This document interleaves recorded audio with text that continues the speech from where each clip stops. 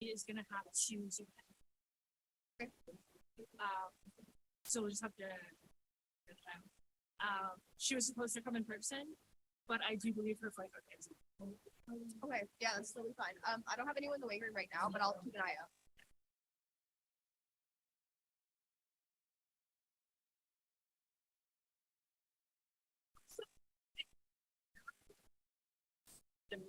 Here's the, I didn't say this, but I might move it depending on the time. Oh yeah. Because it's the last thing today, and if we get to like, I'm gonna say like 9:30, I will make you guys do it. It's honestly, I made mine too before. I'm basically Yeah. just appreciating everyone for what they've done. I figured they would be more like that, but the thing is like I would rather people listen to it when they're like in a better mood. Exactly. So I might push you guys. Hopefully agree. Okay, perfect.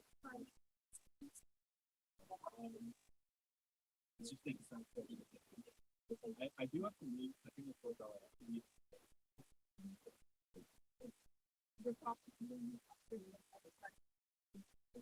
Wait, that like sounds like this. Can you scroll down to the bottom? The bottom. No, just the top part. I just don't remember. We did not. We're missing the questions from the public. I think we can consider that a clerical error. Okay, as long as you're good with that. Yeah, I think that's fine. Nobody's said anything. Also, wasn't meant to be today, so I don't guess It's fine. That was what I was like, I know it's not today, but I don't remember seeing it on there. I think that we don't need to like if it was like I don't think we need to worry about it if it's next week because I don't think anyone prepared anything for today. So I think we can just add it. Okay. Wow, people are early today. Everyone's in their seat for the first week. We're missing, but they always have a little. So what do we got on training point? Well, plus 3 proxies. I only have one person on the document, so. Sent it to. I'm assuming you sent it, right? Yeah, they all have that. It's Wenbo, Gordy, and Denver. All right. Oh, this was on. Oops. Everyone on Turning Point, please. Jan 2023.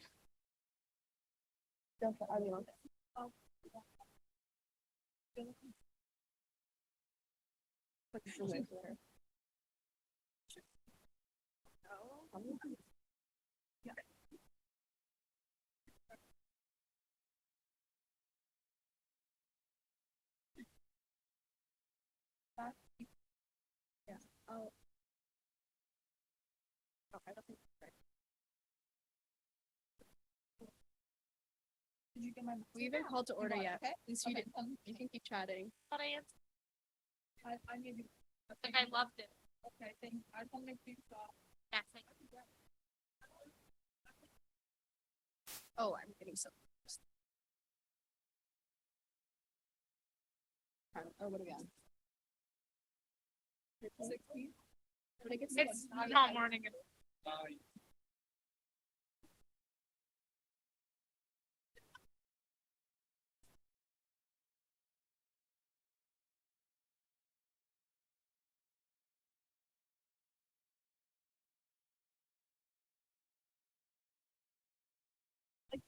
I don't understand how you can use it in non-print.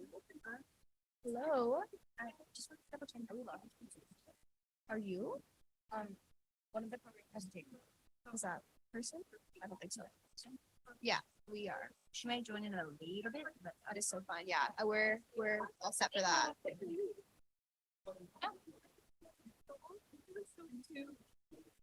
And reading things you guys grab. When this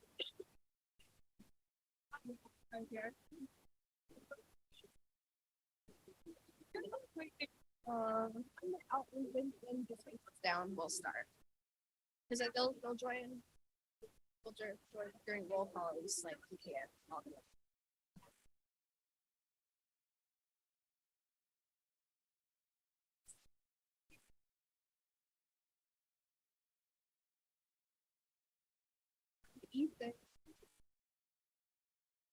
President Gardner, where is your sweater? Yeah, can we? Oh, I didn't get one. I think it's ended. I have one from last year that I forgot to wear. Whatever. Whatever. Well, yeah, whatever happens, is sit down. Sit down.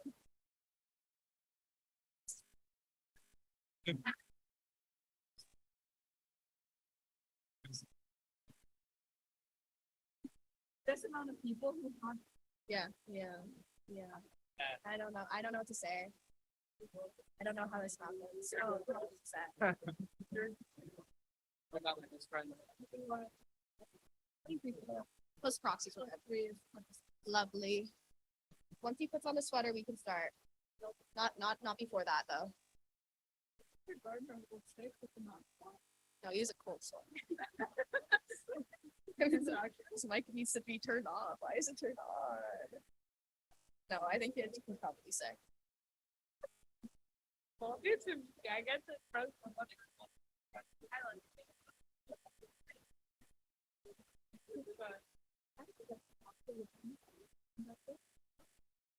Oh, I'm sorry. I'm not feeling it. I saw that email. All right. You can't sing that song during I appreciate that. I appreciate You that. let her spell right. We're so good. Us we have 4 also. That would literally be. The time is 7:03. We are now calling this meeting to order, and we are going to begin with the land recognition given by Councillor Mohan.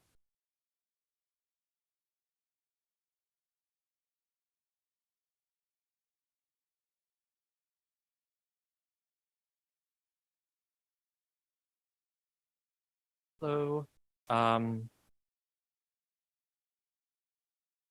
What is now known as the City of London was founded in 1826.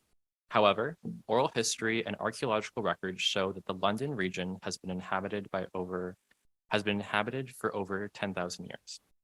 Some of the indigenous peoples who have called this region home include the Anishinaabe, Haudenosaunee, and Lenape nations. There are at least 8 different indigenous languages spoken by residents of London. Since its release in 2015, the Truth and Reconciliation Commission report has acknowledged that virtually all aspects of Canadian society may need to be reconsidered. One of the purposes of a land acknowledgement is to deepen our understanding and our relationship to this land and to respect Indigenous peoples as the traditional stewards of the land. Land acknowledgements are also an opportunity to acknowledge the past, present, and look to the future. When I was writing this land acknowledgement, I really had to fight the urge to communicate that I knew something. I think everyone's fear when they come up here and they do a land acknowledgement, especially one that goes beyond a text that a university or other institution has written, is that they will say something wrong or they will come across as uninformed. So I'm going to be honest. The more I researched and tried to learn in writing this land acknowledgement, the more I was confident in that I knew nothing. And I think this fear of being wrong is a really big barrier in learning and creating a meaningful understanding and engagement with reconciliation. So in the spirit of acknowledging what we don't know, I want to start an initiative that I hope everyone on council is welcome to participate in. I just talked with Bella before this meeting, and we'll be putting together a Slack channel where I and hopefully other members of council and the community are open to share different resources, media, book recommendations for us to learn about Indigenous issues, decolonization, and reconciliation in Canada, with the hope of moving forward together and encouraging more students to be aware and engage. I want to finish with a minute of silence and reflection. And I hope we can think about what our role is as students, as citizens, and as the USC, what that role is in advocating reconciliation in the community.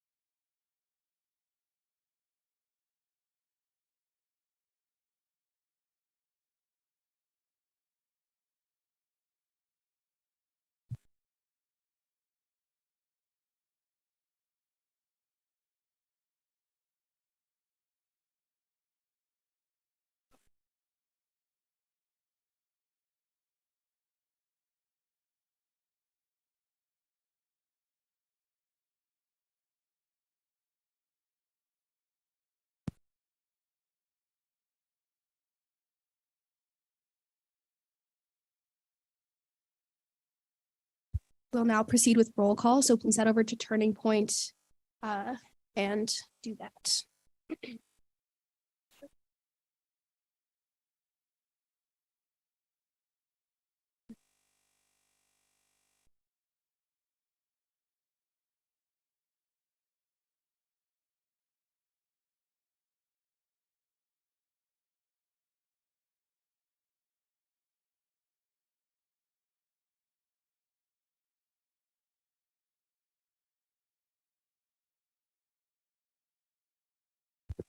All right, I have a few comments now at this point. So first is that the February 1st meeting start time has been pushed back half an hour for the presidential debate. So the call to order will now be at 7:30 instead of 7. I'll update that in the agenda, but for your information, this being said, as you remember from SOC, I did say we have food for all of you that day. But I'm pretty sure the food is fairly mobile. So I think it's like a meal in a box type of situation. So feel free to grab food here and then go down to the debate or like take a break and back and forth, whatever you want, but there will be food here. So split your time accordingly. As well, we have stickers for pronouns on your name placard if you would like. They're over there. And as well, this is a message from the CRO and DRO. The 2023 VP elections for the Vice President University Affairs and Vice President External Affairs, both of these, which might have been renamed. Nope, okay. Both of these VP positions are elected through the vote of incoming and outgoing council members. This year, the voting period will take place from March 6, 2023 at 8 a.m. until March 8, 2023 at 8 p.m. There will be more information to follow, but that's just something to keep on your radar. As well, I would just want to say that today we're revisiting the O Canada motion that we had discussed earlier in the year, and I trust that all of you done your consultation and research, and I think it'd just be a good time to remind everyone the importance of staying respectful and being mindful of what we say and who's in the room and how we say it, just because we're all working toward the same common goal of providing the best student experience possible, and that align with our collective values. So it's not counselor against counselor at any point. It's just a reminder to stay courteous, professional, and you've all done such an amazing job with that this year, so let's just keep that going. And with that, we are going to move on to the approval of the agenda. So as it's, can I get a mover for that? Jordy, and a seconder. I'm sorry, I don't have my contacts in today. Siddharth, Councillor Mashwari. And okay, so the agenda is currently as follows. We'll approve the minutes. We have two presentations, one from the Chief Digital Information Officer, and then one from the Canadian Alliance of Student Associations. Then I believe Pensy will be here for the Board of Directors report. From there, we have 4 election items. Letter B is going to be taking place in the second part of that meeting. So the first is the election of the counselors to University Affairs Recognition Awards Student Awards Committee and the election of a counselor for the Exec Hiring Committee. Then we'll move on to the exec report motion. And then we have 2 EA standing committee motions, the provincial budget submission recommendation and the motion regarding the CASA observation. Then we have 5 from GNF. It's amendment to executive officer salary procedure, review of role of USC during labor dispute, amending standing resolution of council, adjustment of policy manual to reflect new executive officer responsibilities. And then we are going to finish that off with amendments to the standing orders of council to remove the O Canada song. Then the ACOSC committee has the amendment for bylaw number 1 for new VPSS and VPOP positions. And time permitting, we will have the standing committee chair reports. That is what will be taking place in this half. The only extra thing to add was that our 4 election item for the second half will be the election of the USA Spring General Assembly delegates and a 4 discussion item from Councillor Mashwari for midterm scheduling. Are there any questions on this?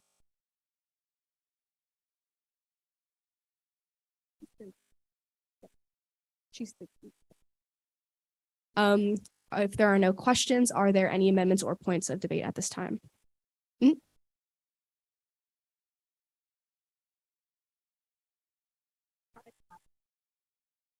Okay, so that should be updated.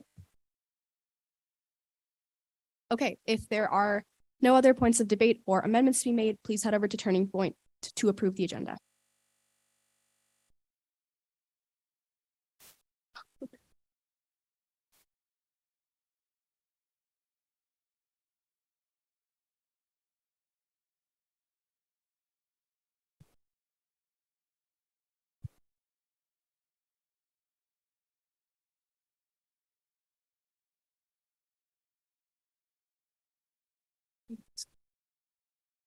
All right, the agenda is approved as such.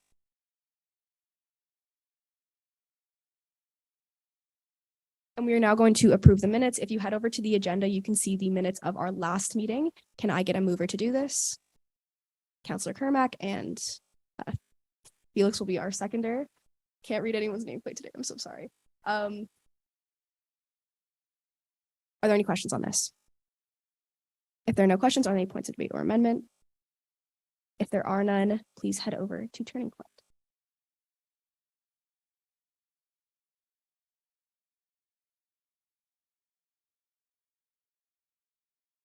Okay.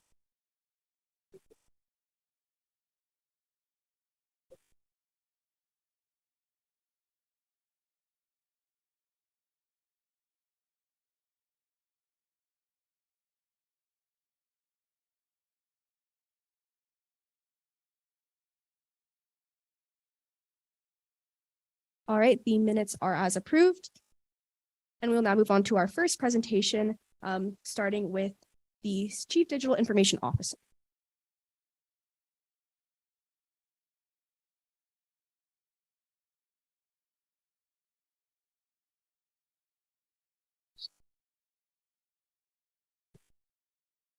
Okay, well, that's it. Thank you all for the invitation to come and talk today. Historically, Western Technology Services has not interacted directly with students, and I want to change that. You are the most important stakeholder we have here on campus, and I'm well aware from watching my own students struggle and struggling with things myself of how heterogeneous your digital experience is. It is not unified. You're constantly switching modalities and applications and forms. And that's something that we can do better, and we are committed to do better. But I want to tell you a little bit about who we are, what we do, and where we're going.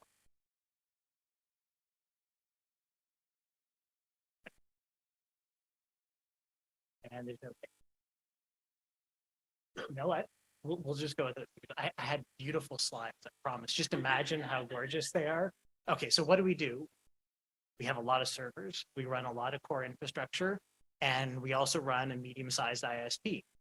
I noticed today that the wireless in this room is not so good, and I apologize on behalf of Western. We're going to fix it. I texted the director of network infrastructure as I was sitting in the gallery there, and he said, okay, we're on it. So the lesson there is when you come across a technology problem, submit a ticket on the WTS help desk because it will get read. And the message team now is serving our students is our priority. So we will listen, I promise. And if people don't listen, come and find me and tell me, oh, there we go. So we got servers, we've got networks, lots of core infrastructure, wireless. There was an article in the Gazette this fall about why is wireless at Western so crappy this year. And it's because you all came back, and some of you came here for the first time with new media consumption habits, and people are streaming 8K Netflix on their iPhone, which is a thing that didn't used to happen, and that's okay. Like, we want to provide that service for you. So we bought 3 new wireless controllers, installed a bunch of new wireless access points. Overall on campus, it should be getting better. It's not where we want it to be yet, but we're responding as the demand increases. Thank you. We do instructional technology support. So everything from our beloved LMS right through to our iFlex and Walls classrooms, we provide a lot of the people and technology to make those things happen.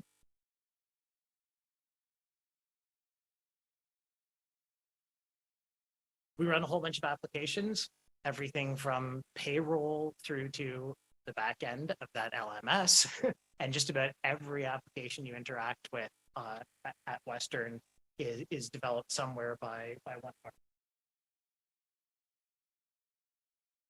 Big one, cybersecurity. How many people here have completed the cybersecurity training module? Thank you, thank you. Those of you who haven't, the reason we ask you to do it, I know that you all know better, but some of your colleagues don't. And so, but by completing the training and being sure that you're as safe as possible, you keep everyone else safe. And this matters to me because last year, several Western students lost money to phishing. And I remember it's not that long ago that I was an undergrad in Boston by myself with no family. And I remember like losing $3,000 to a phishing scam. There weren't phishing scams. It was that long ago. That would have been devastating. And of course, we have mechanisms to support students in those situations, but I don't want that ever to happen again to one of our students. Just out of curiosity, how many attempted cyber attacks do you think we block per day? 20. Okay, so I guessed 5,000 when I started in the job, and the SOC laughed at me. Between 100 and 200 million per day. Over the holidays, it went down. It was like 65 million. So yeah, so we are a target, and that's why cybersecurity is important.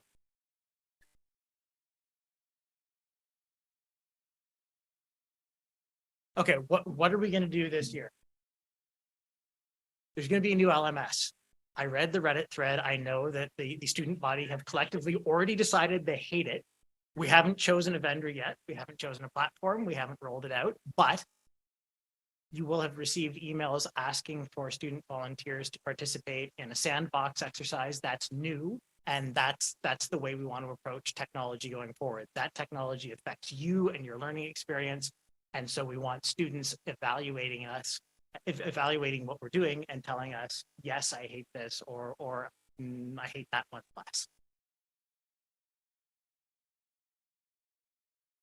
Hybrid teaching spaces, we did a survey there, and the message was loud and clear that the bulk of the student body want to consume instructional material when and where they want. And that's a totally reasonable request. And so we are outfitting more and more rooms to be truly hybrid. So you can choose the day of, I'm going to go into class today and be present in person, or I'm going to participate virtually. Right now, of course, we can't do that with all of our classes in every room, but that's the end goals. Academic advising. Our new provost, Florentina, this is one of her top priorities, of course, top priority for me too. Right now, the way academic advising, how many people have used academic advising, right? So I don't need to tell this story to you the way I do to some of our senior leaders. You get bounced around from place to place and you have to retell your narrative every time. That's terrible. That is the worst possible experience for you, especially if the narrative involves some personal trauma or something uncomfortable. You don't want to have to keep repeating your story. And so, we're working on the technology side of bringing this all together, but Western as a university is committed over the next couple of years to rethinking how we do academic advising, integrating it and making it a one point of contact, and then you're handed off with the information place to place. We don't want it to be like the experience of the hospital where every time you see a new person, it's a case. We're going to have a new content management system that's less exciting for you. The web page, the uwo.ca web page will look nice. And it'll be easy for people. We're going to get rid of a lot of old technology. We do have a lot of legacy technology that we're moving a lot of things into the cloud, which allows us to redeploy people to serve customers rather than swap out hard drives at 3 o'clock in the morning to fail. That's not what you want people to do. Or network upgrades. So that big peak demand we saw in September, we're responding to it by increasing our core network over the next year by the capacity by a factor of about 10. And that should future-proof us for probably like 3 years. We think it'll be 5, but that probably means it's 3, because I don't imagine media consumption going down. Identity management, this seems like kind of a boring, dull thing, but did you know right now as a student at Western, there are like 12 different systems of record that have an identity for you, and those identities aren't all integrated, and this becomes a problem when a student wants to do something like pick a preferred last name. So my surname is associated with trauma. I don't want that surname. Can you change it on my email? Totally reasonable request. But that email system is coupled to the registrar system. So if you change it on the email at 3 o'clock in the morning when new data gets pulled from the registrar, it goes back. And that's even worse because we've told you we fixed the problem and so this becomes complicated and we're working towards a system where there's a single source of identity for everyone on campus. And that allows us to make these changes in a way that is persistent without a lot of information security. Again, please do the cybersecurity training. And I want to get our technology function interacting with students looking to the future, not just, let's put out the fire, let's deal with the day-to-day. I want to actually start thinking about what are the future technologies that are going to affect us. And so I'm going off script here. I'm sorry. I want to talk a little bit about AI, both because it's part of my role, but I'm also a professor of computer science and affiliated faculty at Vector Institute for Artificial Intelligence. AI is one of the things I research. And I feel really strongly about this. I think you all are students at a super exciting moment in time. You may have seen this article in the Gazette in which I go head to head with my president, career limiting move, by the way. Alan and I had a good laugh afterwards, but you probably shouldn't go in the student paper against your boss. He's taking a conservative approach, which he has to because he's a university president. I'm a technology advocate. So I get to be sort of the wide-eyed, breathless tech advocate. But I really do believe in what I'm about to say. We've seen this. So ChatGPT, which is OpenAI's most recent product, has now passed medical licensing exam. It's passed part of a bar exam. It got a B+ on a course at the Wharton Business School. And so we have to acknowledge that this is happening. It's not perfect. It makes dumb mistakes too, but this is a tool that can do things that previous tools we as humans had can't. This is something that we, the university and the professoriate, need to start doing. So this was the New York Times, how to use ChatGPT and still be a good person. We have to help our students understand that, and we have to figure it out for ourselves, because for a lot of people, this is all happening very quickly. AI was that's that thing crazy people like Mark talk about. And now it's like, oh, I think it might actually take the job. It might, but then it'll create 2 new jobs. We'll get on with it. This is a really nice long form piece in the Atlantic. How will ChatGPT destabilize white collar? Whatever job you thought you were going to have when you started university, especially if you're in 4th year, probably not going to have that job, at least not the way you thought, because it's going to be different. Jobs are not going away. Every technology at the end there, will generative AI be an exception? Betteridge's law of headlines. If there's a question in a headline, the answer is always no. No. Throughout human history, new technologies have always been feared as, oh, this will take away all the jobs, and they've always created more jobs. That'll happen here too. This technology, conversational AI, large language models, is for boring intellectual labor what the steam engine was for physical labor. And so we should be looking at this thing and saying, oh, and not saying, how can we regulate it? We wouldn't want those laborers having more time to practice their craft instead of moving bricks around. Same thing. So I already use, part of my job, which I don't love, but is important, is maintaining relationships with vendors. Right? If I upset our Cisco rep, then maybe our network upgrades don't happen so fast. But did I become a professor to write 50 vendor emails a day? No. So I have ChatGPT do it for me. I check its work. I'm like, yep, it's pretty good. And it writes a very nice, polite 3-paragraph business letter and send it off. Vendor's happy. I've done in 50 seconds what would have taken me 5 minutes otherwise. I do that 100 times in a week, and I've found 500 minutes to hang out with my kids instead of vendor, which is pretty sweet. And that's happening across all disciplines. So this guy in the bottom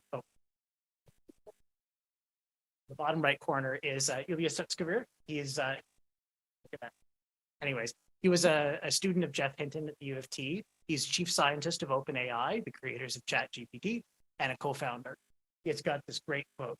Imagine your smartest friend with 1,000 friends just as smart and run them 1,000 times faster than real time. So for every day of your life, they will do 3 years of thinking. Imagine what you could do if you had 3 years worth of intellectual labor at your disposal every day. and it would never complain. And if you want to work at 3 o'clock in the morning, it's like, great, let's get started.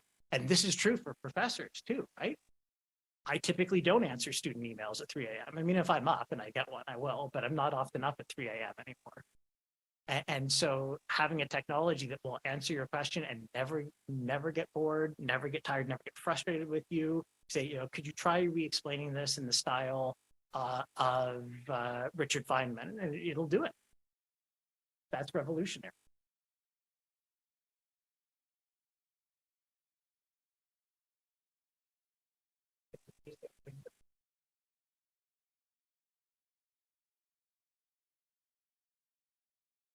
So my message to you on AI is embrace it. This is a really exciting moment in time. I'm excited that I've lived to see this. As an AI researcher, I did not think large language models would get to where they're at so soon. I thought I might see something like this like before I kicked it, but I did not expect, you know, in my 40s, I'd see this happen. And here we are. Grab onto this, learn everything you can about it. If you haven't played with ChatGPT, do it while it's still free because they will start charging. It's expensive to run those servers. And learn how to use this new tool to carve out more time to do the things that make you human, that are uniquely creative. The machine can't be creative, can only repeat what it's seen before. It can draw really cool connections. It's an amazing tool, but it will never replace human thought. And so grab onto it, run with it. Back to WTS, things like wireless not being great in this room. There's 3 different ways you can reach us. There's the help desk you can call if you're a boomer, or you can go to our website and there's an automated submit a ticket there. Like, does anyone actually use the telephone anymore? There are some prompts. But yeah, and you can actually walk over to the support services building if you're on your way back to Saugeen. It's right there, the physical help desk. You can talk to real people. You can post on Reddit. I've been on Reddit since 2008. I read the UWO subreddit multiple times a day. And so this was unsolicited stakeholder feedback on the student center change. Person at the top was like, oh, this is so much better. I was like, great. And then I read the rest of the thread, which is summarized by, I'm going to light myself on fire. Feedback received, but I wanted to let you know and let you know to tell your constituents that I do read Reddit and I do take seriously what I see there. You know, if it's a one-off comment, fine. But if there's, 20 students all sharing the same narrative, I'm frustrated with X. That narrative is meaningful, and we take that back, and that goes into our database. Here's the stuff we're working on. You can't fix everything overnight, of course, but I am paying attention. And finally, that's my email address. Feel free to reach out to me. I'm happy to meet you personally to talk about your constituents' needs, your own needs, what's working for you, where your frustrations are. I really want WTS and Western's digital experience to interact directly with students. And I want to talk to you because I love chatting with students. That's why I became a professor in the first place. Thank you all very much for the chance to speak to this council.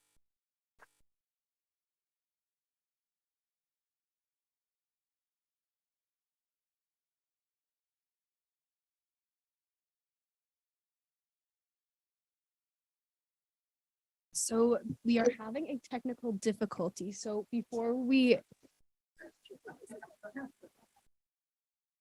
it was unrelated to anything that was just discussed. So we're going to move on to the board report before, and hopefully we can get the presentation going in a second. So Pensy, if you would like to come up.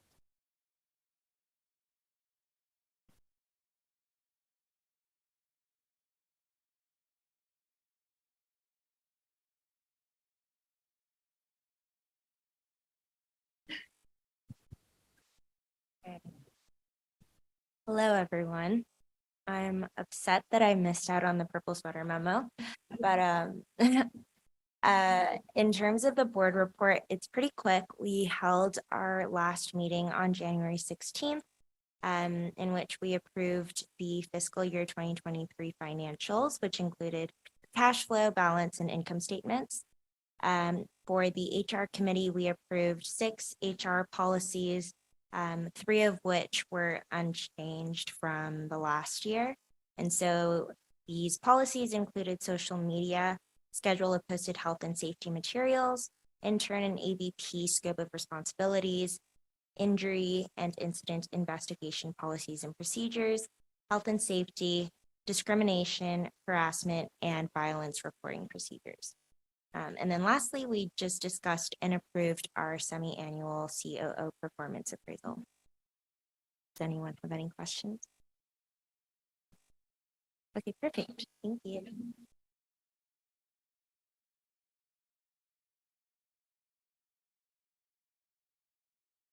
That was not as long as I thought it would be.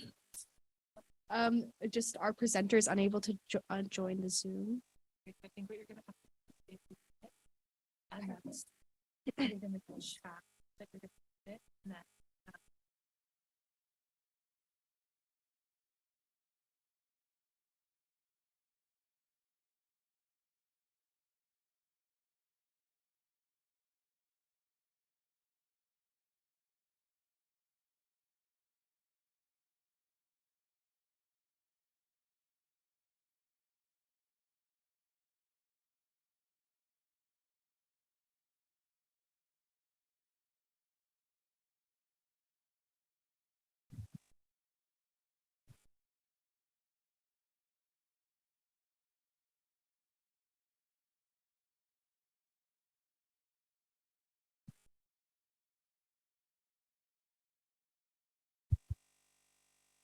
Okay. Apologies. We are going to proceed with the presentation now.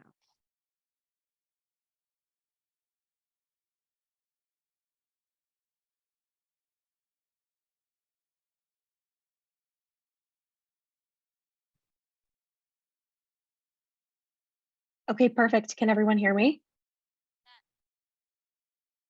Awesome. Well, thanks so much for having me, guys. On the next slide, I'll introduce myself really quickly, but it's really great to see a familiar room. I know exactly what it feels like to be sitting in that council room because I did it myself so many years ago. So for those of you who don't know me, my name is Mackenzie. I use she, her pronouns. I'm the executive director of the Canadian Alliance of Student Associations, and I am formerly a VP external at Westerns USC. So it's nice to be on the home turf a little bit, I guess. So if we go to the next slide, I will just apologize in saying that our chair of the board of directors, Christian Fotang, was unable to make it. There's some Zoom complications that I'm not really sure how to explain that we might have to troubleshoot later, but he sends his regrets, and I'm happy that we were able to connect with you. On the next slide, just as a quick table of contents of what we do at CASA, our governing documents and structure, records of success, what a year looks like, our priorities for the year, what it would mean if you choose to observe at CASA, and what this all means for you at Westerns USC.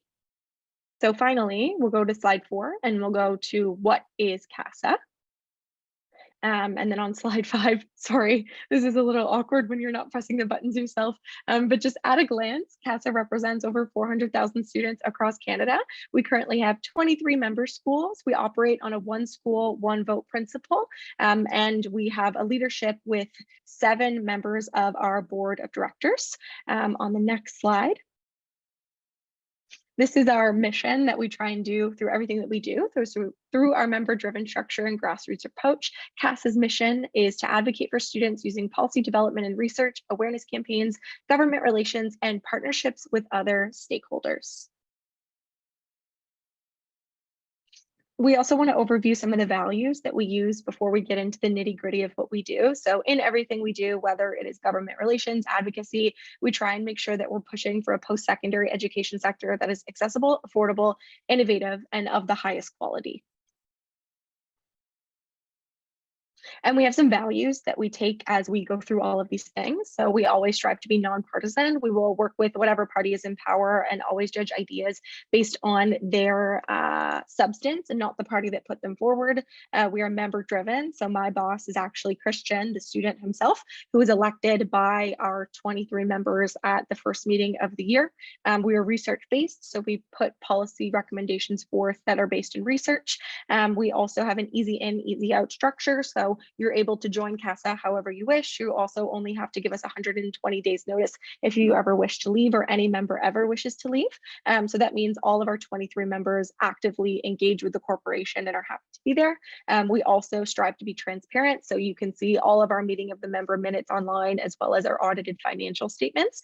So yourself as members of your council and the everyday student can always look up what's going at CASA and get a pretty in-depth look at what our internal situation is. And we also have one vote per institution. So at CASA, each of our member schools is equal at the meeting of the members and has equal opportunity to run for board positions, committee positions, and to have their voice heard. So this is just a quick overview of all of the members we have here at CASA. I know a lot of these are not Ontario schools, so they might not be familiar with you, but we have the University of Alberta, which is Christian School, the University of Calgary, Manitoba, St. FX, PEI, lots of East Coast Alberta representation. And then on the next slide, you'll see some familiar schools. We have observers at CASA, which is what we're talking about here today. So observer status at CASA, we'll go into later, is like a 2-year free trial. And you'll see some familiar schools around USA. We have the SGA, Brock, we have U of T, Dalhousie, Trent TDSA from USA, and a couple other schools as well. So in the sake of transparency, we're going to start with the fee that CASA charges the members that we do have. So CASA actually charges a prorated fee depending on how many students a school represents. You can see the numbers there. This goes up every year with inflation, but you'll note that we have fee minimums and fee maximums. And this is in line with our member-driven structure, as well as the one school, one vote policy. A large school like UBC, U Calgary, or even Western's USC would likely be our max fee. So no matter how many students you represent, you would never pay more than $59,000 to be in CASA, recognizing that just because you represent a lot of students doesn't mean you should have to pay a very big bill, because we do have one school, one vote. Great. So just an overview very quickly of our governing documents and structure. And if you guys have any questions about this, feel free to let us know afterwards, and we'd be happy to send these. And they're also on our website. But we're governed by the Not-for-Profit Corporations Act. We have bylaws that codify all of the things that I have said to you. We have a strategic plan, and I'll go over the pillars in a second, so you know what direction we're guiding this big ship towards. And we also have operating procedures that outline things like our hiring practices, our environmental sustainable policy, our accessibility policies, and how we implement some of those values in the day-to-day operations of the organization. And then at a glance, these are the 5 big things that we do at CASA every single day. First, we aim to serve our members in the way that works for them. We also advocate for the priorities of our members. We do policy and research as one of the largest post-secondary education policy generators in, frankly, all of Canada. We put out white papers and do one big research study each year. We do public relations campaigns, as well as governance support for student unions and for our student leaders that interact with CASA and have to make decisions for the organization.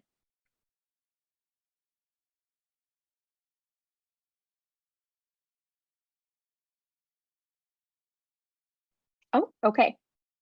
Sorry, it stopped sharing on my end, but I have the presentation up, so I'm good to keep talking. So I think the next slide is our structure. So just to go over that, the General Assembly, thank you. Sorry about the technical difficulties, guys. I know the hybrid is definitely not the easiest to manage, but we do have a quick overview of the structure that we have at CASA. So our membership provides direction, and our board of directors takes that direction and does the day-to-day at CASA. So CASA's General Assembly is one school, one vote. They elect CASA's board of directors, which means every 2 weeks.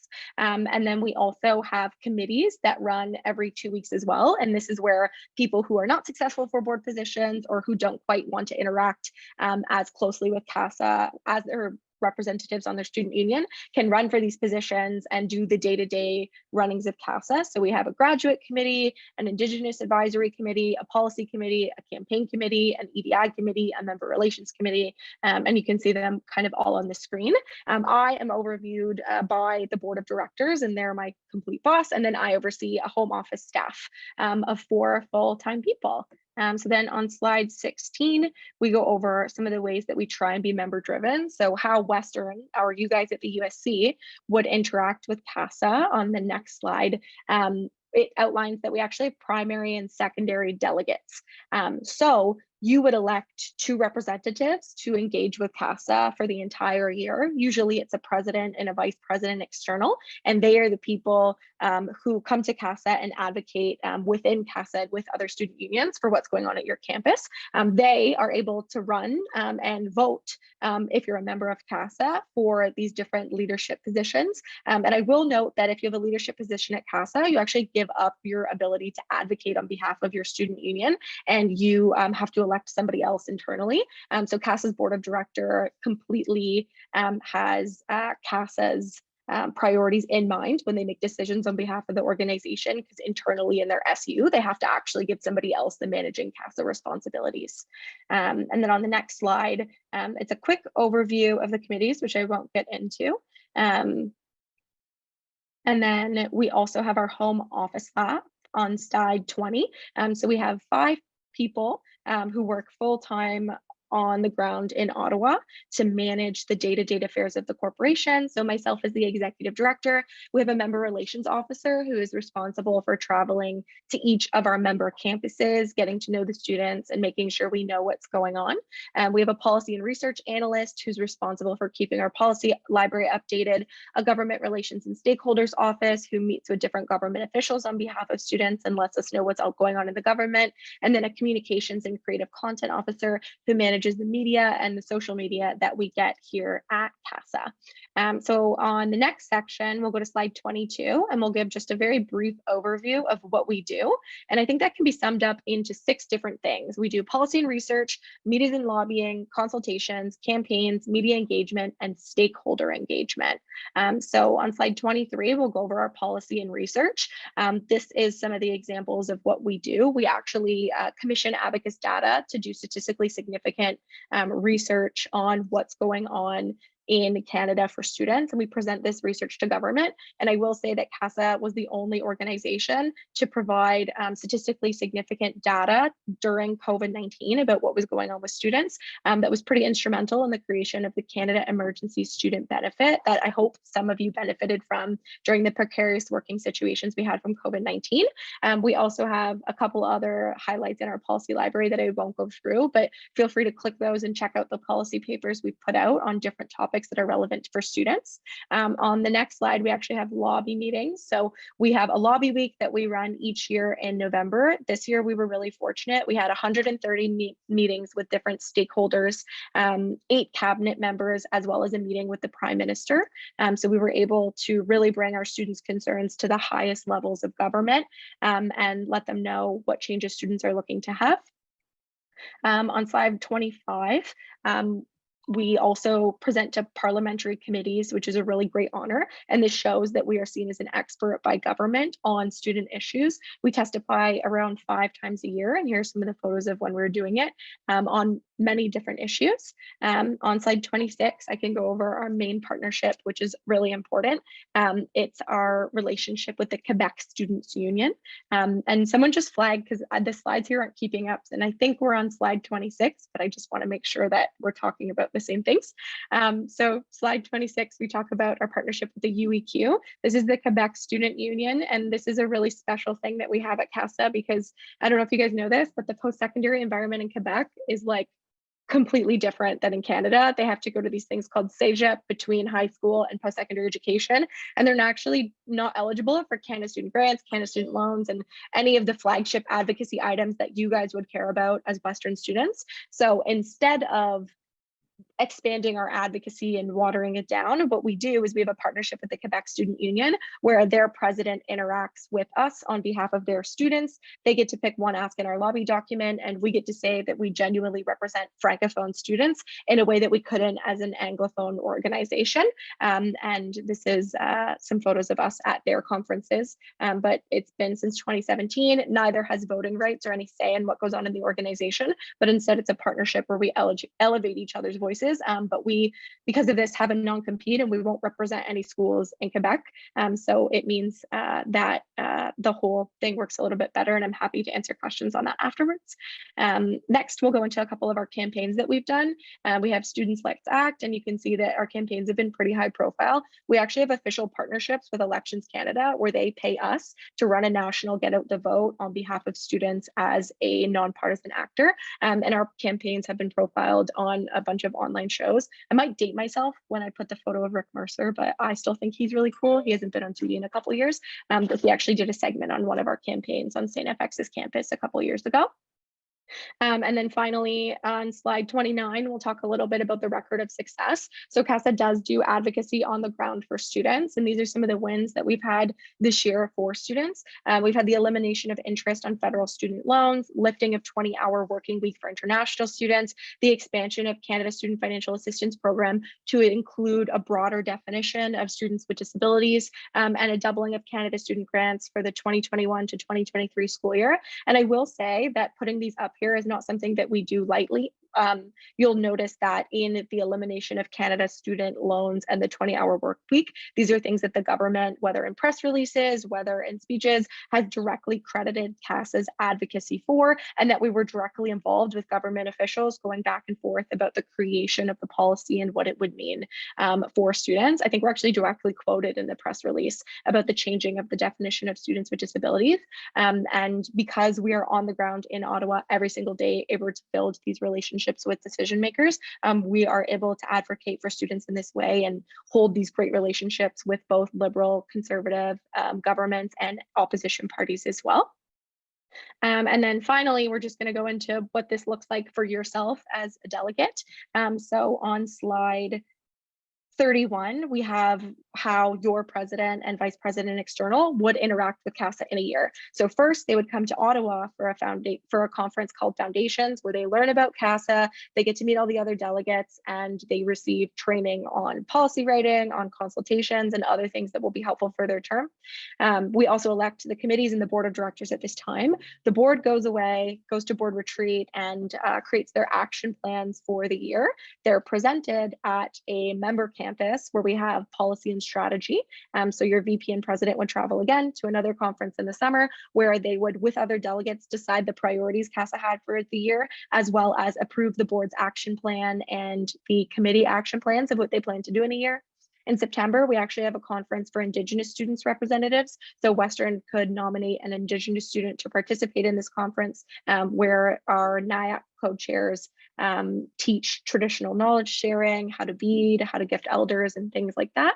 In October, community work happens and we prep for November Advocacy Week. So your VP and president would travel to Ottawa based on the priorities they chose in August, and advocate to different members of parliament. In January, we execute a campaign, and in March, we have an annual general meeting where we adjudicate the whole thing and get ready to start once again. So on 33, I will go very quickly into priorities that were selected this year and some of the work that we have done on it.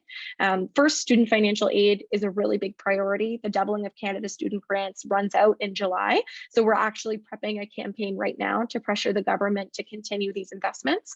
Student mental health was also a very big concern as well. We did a big survey back in September about the state of student mental health and presented that to government.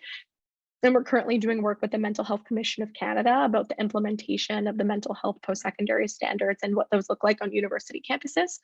We're also currently expanding our policy library into the topics of sustainability and housing, noting that students are taking greater concerns in these issues, and CASA's policy library needs to keep up with this.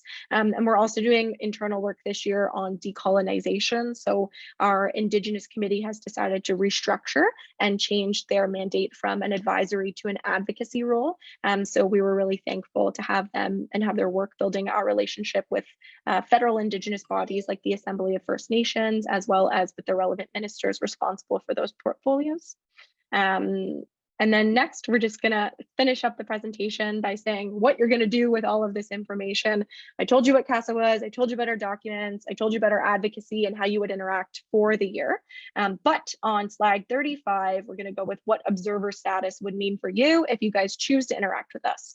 The first thing you need to know is that it's basically like a 2-year Netflix free trial. If you decide to observe CASA, I would need a letter from your executive saying that you intend to join. Then we would have our board of directors consent to you guys joining, and at a meeting of the members, we would have our membership consent as well. And we're always happy to have new people join, but once that happens, you guys would start your 2-year free trial and you would essentially get to attend CASA conferences and participate in decision-making processes for free while you decided if the values and what's put forth is right for your students. In that process, the only fees associated with that is the travel of your delegates to the student conferences, as well as $100 per attendee just to pay for like room bookings and things like that. Otherwise, you also get to attend CASA's Advocacy Week for free, meaning we will set your student leaders up with meetings with members of Parliament, train them how to do advocacy, and they will get to raise concerns of Western students on Parliament Hill. They'll also have access to professional development and networking at each of our 4 conferences. Like I mentioned, we have policy development, policy writing, consultation, decolonization workshops that they will be able to attend free of charge. They'll be completely involved in the consultation process and the selection of advocacy priorities in CASA, and they'll be able to participate in CASA campaigns. The only thing you can't do is vote at a plenary or at a meeting of the members because you're not a member of the corporation. So then on the next slide, if at the end of your 2 years, you decide that CASA is for you, we'll be able to help you through the process, how to pass a fee on your campus, calculate what the fee would look like for your campus and walk you through that process. But if CASA isn't for you, that's also okay. There's always no hard feelings. And then after a year, if you'd like to observe again, you'd be free to do that as well. And then on the final slide, we just have what this would mean for the USC. So on slide 38, this is what you would get is if you decided to observe in CASA, your student leaders would get the opportunity to represent Western students at the national level through existing frameworks and utilize CASA's existing relationships with ministers, MPs, and staffers on the Hill to make sure that 1, lots of those meetings happen, and 2, that they're well researched and prepared going into those meetings. You get to attend CASA conferences and participate in different conversations that we have. You get to participate in CASA's governing committees, though you don't get to vote on them.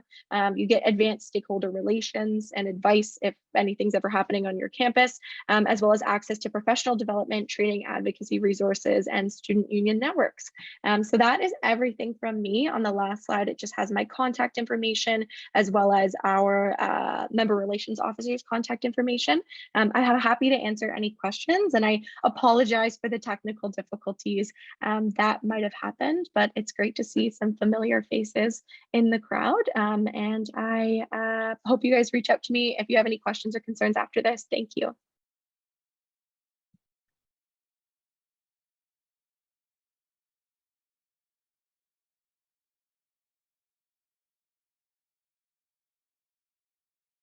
Right, from there, we'll move on to our motions, which the first one is our election of counselors to University Affairs Recognition and Awards Student Awards Committee.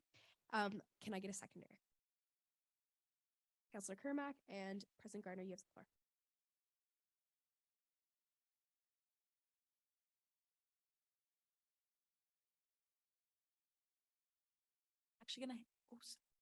I'm actually going to hand this off to my recognition awards coordinator. He's come to present a little bit about what this committee does. I do want to say just a little personal anecdote. I was on this committee last year, and I think it's a really unique way to give back to your peers in the student community. But I'll let my coordinator take it away.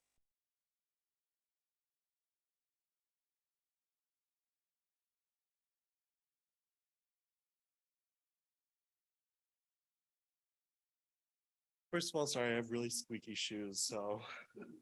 Hello, Council. I'm Azad. I'm this year's Recognition Awards coordinator for the USC, and I really love my job, and part of that is being able to recognize the amazing students we have here at Western, and through not only financial compensation, but also just recognizing them and giving them a platform to really shine. And I want to try and involve you guys in that process as well. And so what we'll be doing this year is we would like to have 2 counselors on the committee where we'll be deliberating over awards nominations to really try and recognize students here at Western, to uplift them and try and motivate others to strive to that ideal of excellence that we see here in our community. Thank you. Amazing. Are there any questions before we open the floor for nominees? Yes. Oh. We have questions if you would like to answer them.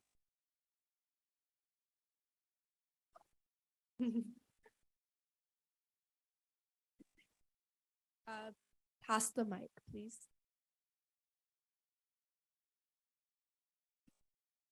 Hey, I wanted to ask if this is like open for affiliates or like if it's just like a main campus thing. Yeah, so I'm not sure if you're asking if like council members or No, like award the winners. awards winners, yeah. Yeah, so award winners can be from affiliates as well. It's open to all, both sides, counselors and like committee members and awards winners can be from affiliates as well. Other questions? Okay, if there are none, we'll now go to the debate period, which at this point I will be taking nominees for anyone who would like to nominate themselves or someone else. 2, we just need 2.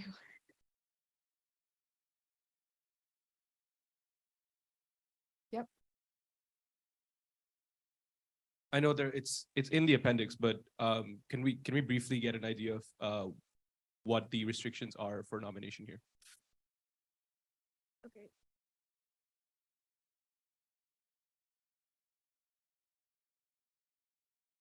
If anyone knows off the top of their head, that would be nice. Yeah.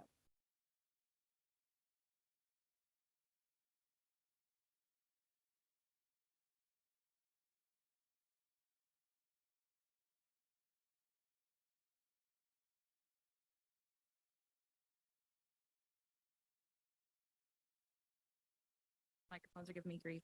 Sorry, Siddharth. Where are you looking right now? I apologize. For the like restrictions to it. I'm looking at the like I didn't ask that if I knew that there are restrictions. I'm just saying I'm just wondering if there are any. The only restriction would be that if you're a member of the committee, you can't be nominated for an award, essentially. And then if there's conflict of interest, you have to declare it. But that doesn't mean you can't be a member of the committee. Okay, nominations.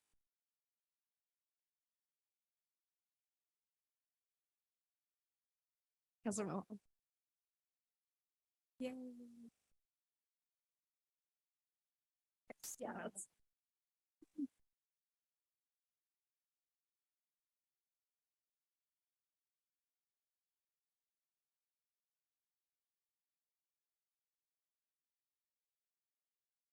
You can grab a microphone.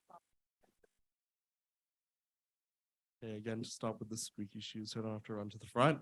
Time commitment would generally be just deliberation meetings and reading the applications on your own time. So however long, if you're a faster reader, obviously it'll be a lot quicker. But deliberation meetings are set for 2 hours and there should only be a maximum of 3 of them. Plus, if you'd like to come to the award ceremony itself, but really a lot of the time is just reading the applications on your own time. Yeah, that's perfect. I would say over the 2 months that membership sort of doesn't really last, like you're a member until the year's over, no more than 20 hours over 2 months, I'd say. Yep. Amazing. Okay. Yes, unless either of the nominees would like to say a word.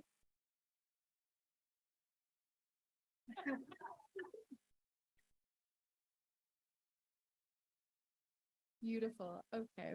With that, you can head over to Turning Point, and this is a vote of confidence for our 2 nominees.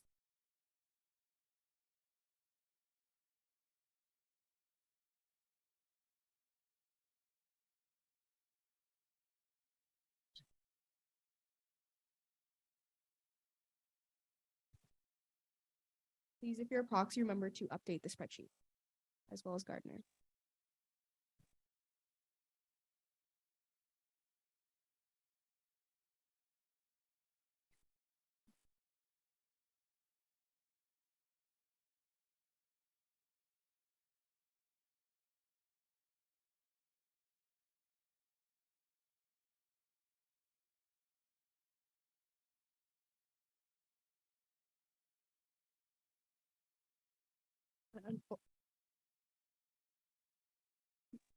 Um, this motion passes unanimously, and that means our two nominees are elected.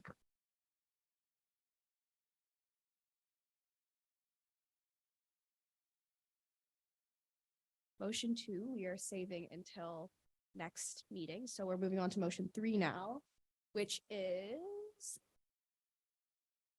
who's moving the agenda? Oh, sorry. Sorry.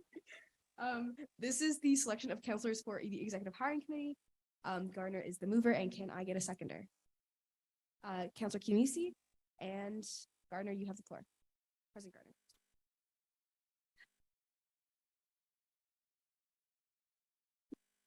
Gardner. There's not too much to say, but I'll just highlight the key points in the actual motion. There's going to be one outgoing non-returning counselor who are not planning to run for to apply to an executive position to sit on the hiring panel for next year's higher positions. As one of the counselors elected in November is unable to fill the role. There's a 15-hour commitment, 2 rounds of interviews and application review. It'll take place between February 27th and March 24th. All right, we are looking for one nominee. Councilor Mashwari. Is that nomination? Okay, amazing. Are there any questions on this as well? Okay, no, okay, amazing. We can now head over to Turning Point for a vote of confidence.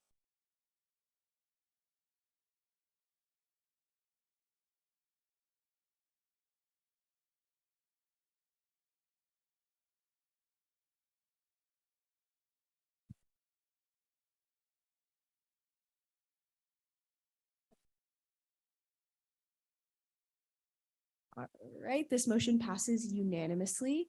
And we have Councilor Mashwari voted in. We'll now move on to the reading of the exec reports.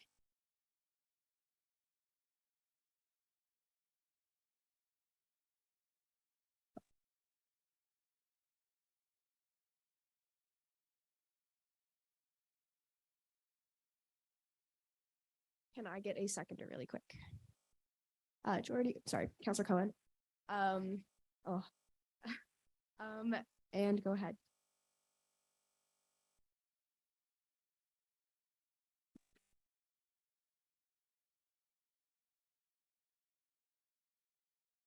Great, perfect. So for completed, I turned 23. Thank you. And then we also had campaign school and exec recruitment.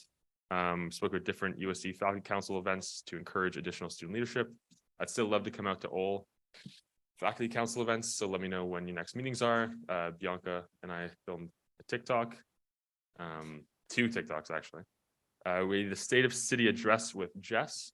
We attended the London Chamber of Commerce, State of the City, addressed by the mayor, who's a former USC VP, which is pretty cool, Josh Morgan. We had Federal Lobby Week, went to Queen's Park with Jess to speak to ministers and other government stakeholders. I met Elizabeth May, who was very cool. I feel like I've been seeing her for like 15 years now, so it's kind of cool to meet someone that iconic in person. Purple Boots, big success, loved it, great night. Thanks all for coming out. We had midnight breakfast, 3 successful nights. We served over 1,500 students in those 3 nights. So that was, again, awesome. Ongoing, turning 24. Also soft hiring, budgeting on exec portfolios, which will be presented to council in the coming months. General student leadership recruiting and a space review. The UC has a lot of spaces, so the COO and I are undertaking a review of them before I leave. And then upcoming, transitioning the new USC president, as well as the Super Bowl. Thank you.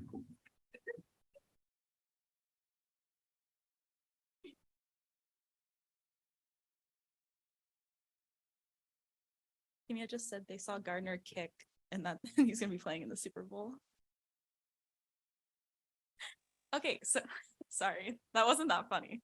But for completed, so the Vice President University Affairs position was added back to the Senate Subcommittee on Policy. This is the most exciting thing that's ever happened to me. There was a policy committee split, and now I'm on both committees instead of just one, which is awesome, which means we now get 2 undergraduate student votes on that committee. So that's very cool. The ant flow, yay, yeah, someone said yay.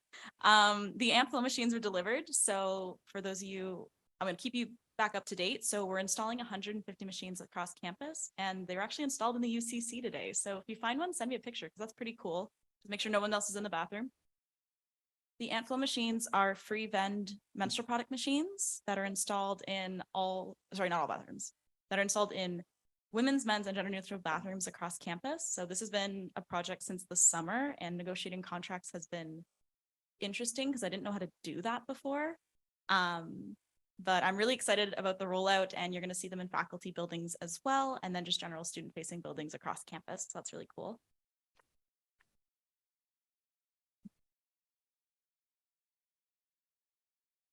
Thank you. For the Student Services Committee tours, these have been completed, and then we're working with the rest of the members of the SSC to just kind of wrap up our meetings.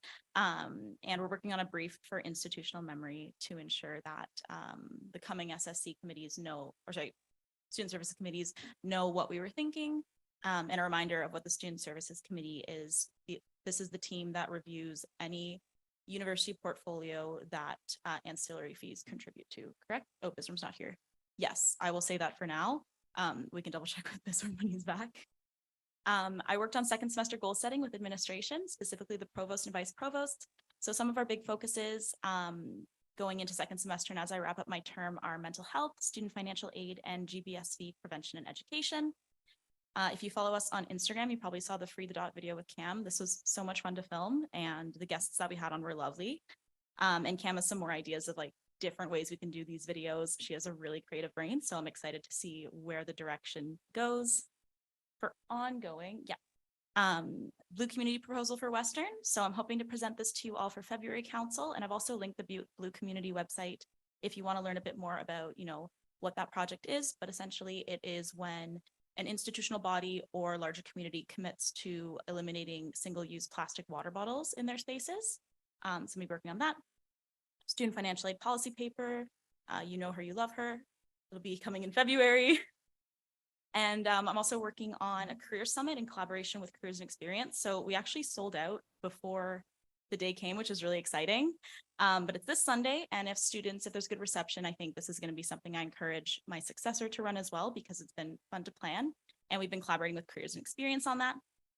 Monthly check-ins. I'll let you folks read that for yourself because there's a few bullet points there. If you have any questions about it, please let me know. Supporting women in house planning with all the girlies on the exec team, which is like so much fun. Working on the accessibility disclosure forum. This is a really big priority for me on my platform.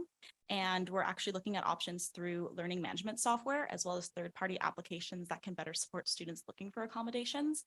So I'm working with the leadership and learning pillar on that since they oversee accessible education. Prayer space for students. So we're continuing to work with administration to look at spaces on campus and potential expansion of prayer space options for students. If you want to see the related PCR set for this, you can go to our racial and religious students paper. Mobilizing the 2S LGBTQIA+ Recreation Center recommendations. So this is in collaboration with Western Student Recreation Center. Whoa. And the Teaching Learning Assessment Policy paper. So this was approved in, I believe, March of last year. But we're looking at some new priorities just kind of as we come out of online learning. And some of the main focuses are teaching and learning quality, assessment, ICAP, which is the Institutional Quality Assurance Program, technology infrastructure and resources, and high impact teaching practices and pedagogy. Upcoming, sorry, this is a long one. EDI Summit with the Office of Indigenous Initiatives and Office of Equity, Diversity, and Inclusion. So my AVP Student Experience and the Student Development Coordinator are working on, they're going to change the name, but some sort of student forum to discuss EDI issues. Get Tested 2023 is coming up. If you were here prior to the pandemic, you might know what Get Tested is, but it's our a really big event to encourage folks to get tested for STDs and kind of an informational campaign about what STIs are and ways to get support and get tested. We're working on a students with disabilities policy paper, so we're going to be working on consultations for that. I'm presenting tomorrow actually to the Operations and Finance Committee about Free the Dot. So this is going to be kind of the folks who are mobilizing the Free the Dot campaign and supporting us. There is a gender equality network, Pride USC and Sexual Wellness Mixer tomorrow in the Wave, starts at 8 p.m.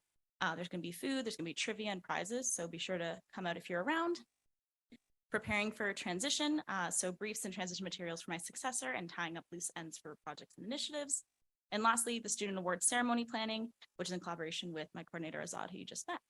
Thanks so much.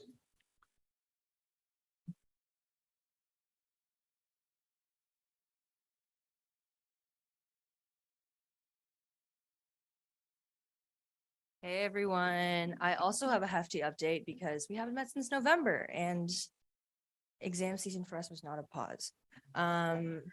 Sorry, I lost my update. Okay, so I don't know if we mentioned our top threes, but my top threes were it was a hefty week last week where we suddenly the municipal, provincial, and federal government wanted our attention, which was nice, but it could have been nice if they coordinated different weeks. First, for completed, we did Federal Lobby Week, like Ethan mentioned. I had the pleasure of meeting some of the London MPs, so very nice to interact with them and continue that relationship. We have been continuing our city councilor intros, so I've been taking my AVPs with me to City Hall, meeting with almost every member of council now. We're still following up with some people who are stragglers, but we have our mayor meeting next week, so I'm very excited for that one. Continuing with the London Chamber of Commerce Government Affairs Committee meeting, we discussed Ontario budget consultations, housing issues in London, as well as the strong mayor legislation. Oh, sorry, I run the wrong slide. My bad, thanks.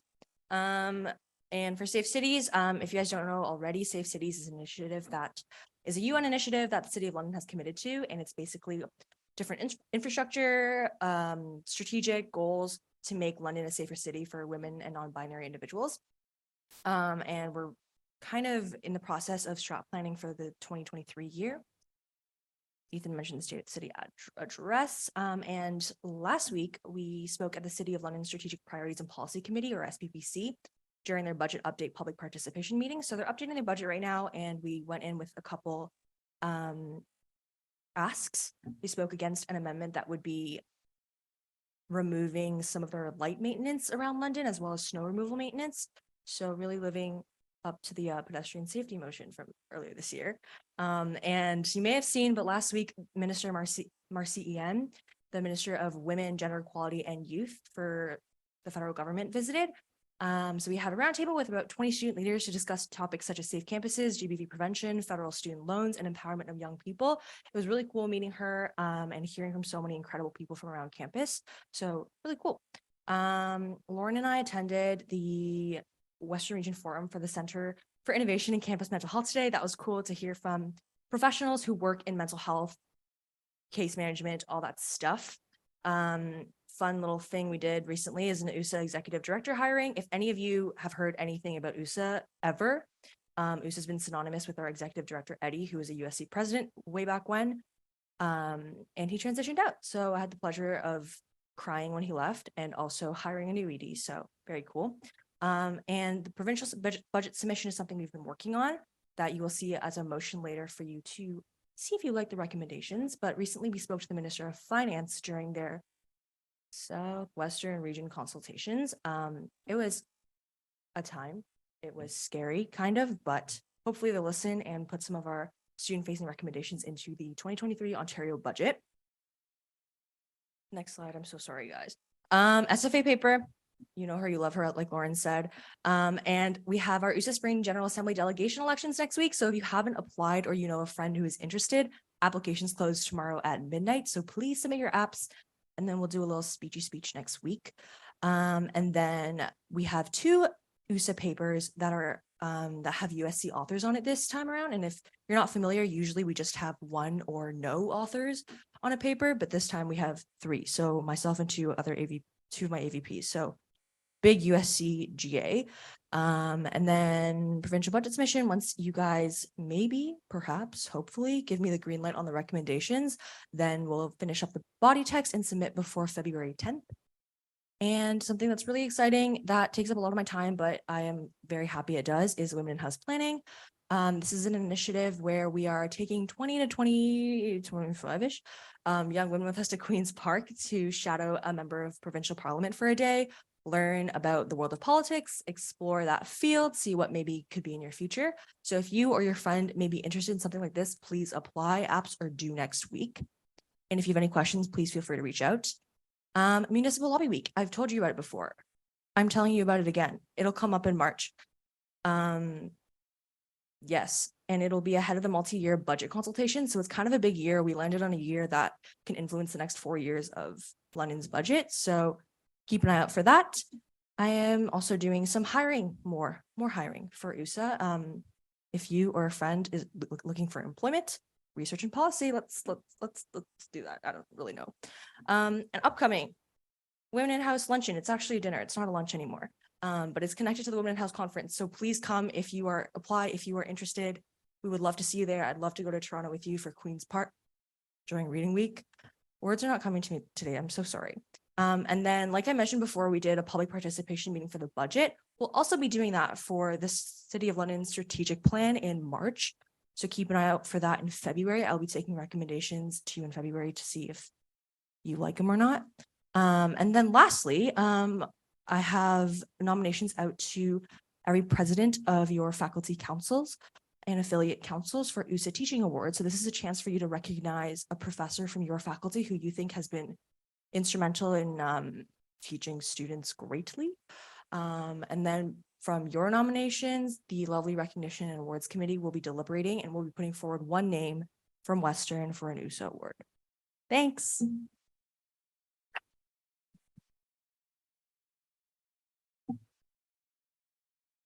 Alrighty, so unfortunately Cam could not make it here today, so I'm going to do her updates. So for completed, Cam ran a food drive for the food bank where Western Hospitality Services donated several £100s of food, which was awesome to see. They're slowly working their way through that. Armani White and Don Valley at the Wave completed. Purple Boots, Vanier Cup programming, even though we weren't in the actual Vanier Cup. World Cup of the Spoke, that was a lot of fun. I don't know if anyone ever went to the Spoke during the games, but that was a good time. Ongoing is Puppy Yoga 2.0, Free the Dot faculty support. So if your faculty would like any free menstrual products to put in your own bathrooms, please let Cam know and she can arrange that. Heads off hiring, it was ongoing, is now completed. I believe they're announced too for upcoming expansion of Free the Dot programming, soft team applications for general softs and PAs, or not PAs, or general softs, transition preparation, and a Killy concert February 10th. I think tickets just went out. We already sold a few hundred, so keep it up. Woo.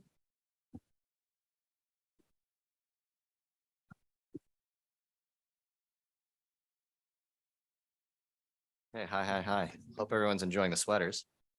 You're welcome. Exec of the people. Okay, so starting off here, finished my term as a stand-in mascot. So big reveal. I was the goose the whole time. Nobody knew, huh? Crazy. Anyways, it's not me anymore. You want me to honk? Honk. Okay, so that's on the record. That's fun. Anyways, so yeah, if you do see them in the halls, please stop asking them if they're me. They've expressed some annoyance with that. But sometimes it will be me, but you'll never know. Anyways, UCC wayfinding and maps. So facilities management finally got back to me with an invoice. The invoice has been paid. All that's left is for facilities to actually install them, but that's their job, not really mine. So that's handled on our end. Financial literacy week came and went. Penny Drop saw some good attendance throughout the week, especially good attendance on the banking and investing workshops. So that's telling as to what our students are most interested in. Policy manual sweep. I've been doing a lot of policy review as well as the you know, the changes that will be coming up later in this meeting. You'll notice that I have like 4 different motions in, and there's a lot of different things that got adjusted. So that was fun for me. Ongoing, Clubs Movie Week is going on right now. You may have noticed that I gave a bunch of you popcorn, so that's a lot of that's from that. There's still more events going on throughout this week. Tonight was Little Women. It was the night that they played Little Women. Tomorrow is the gaming night where WIGA, the gaming club, is streaming a portion of like a pro League League of Legends tournament, and then they're going into a Mario Kart tournament. They have cash prizes, I hear. And then Friday we're playing The Room, hence the quote. So only true The Room fans will understand that one. Thank you. The multi-talent, there's also a multicultural talent showcase that is being put on by Charity Chords. Some while ago, they approached us for partnership in support with them acquiring the Mustang Lounge space, and they've been collaborating with a number of different cultural clubs. Clubs policy has also been adjusted, gone through the proper channels with the CPRC and such, just to reconsider club executives as official USC volunteers, which means they'll be like subject to the same grounds and policies as any other USC volunteer, like any official USC volunteer. Electronic money transfer utilization report. So you may have realized, or you may remember from a previous report that I was mentioning investigating e-transfers or alternative reimbursement policies. And with that, it's just sort of developed further into being about e-transfer specifically. We have the terms of the agreement and the costs laid out, but I'm doing some negotiating as of now. And then, of course, the budgeting for exec portfolios, which hopefully there will be more information on by next meeting. Upcoming, we could go to the next slide. Okay. Income tax clinic is upcoming, and we'll be running it for any and all students to come in and get some help with how to file their income tax for the past year. Grants fund infographic is something that my portfolio is collaborating on with the comms department in terms of there's some with so many grants applications having been coming in over the past year. A lot of these grants applications have been having issues with not using the correct budget template or incorrectly like reporting their costs or revenues and whatever else. So this infographic that my grants committee is hoping to develop with the communications department should hopefully dispel some of those some of that confusion and make that process a bit more clear. And lastly, the student refugee fund review, with the student refugee fund student fee having been approved by referendum back in 2011, I want to say. It was within the policy question that it be reviewed every 4 years. This is one of those review years, so I will be coming back to council with a review of the fee as well as how that money is distributed and potentially some recommendations as to change. And yeah, so that's it for me. Top 3 this month, Clubs Movie Week, which is going on. You don't have to go back. Clubs Movie Week, which is going on because love that free popcorn. Christmas break was fun. Went to Holland. And Gardner's birthday was fun. If anyone saw the USC Instagram during Gardner's birthday, you'll know why. All right, and that's it for me.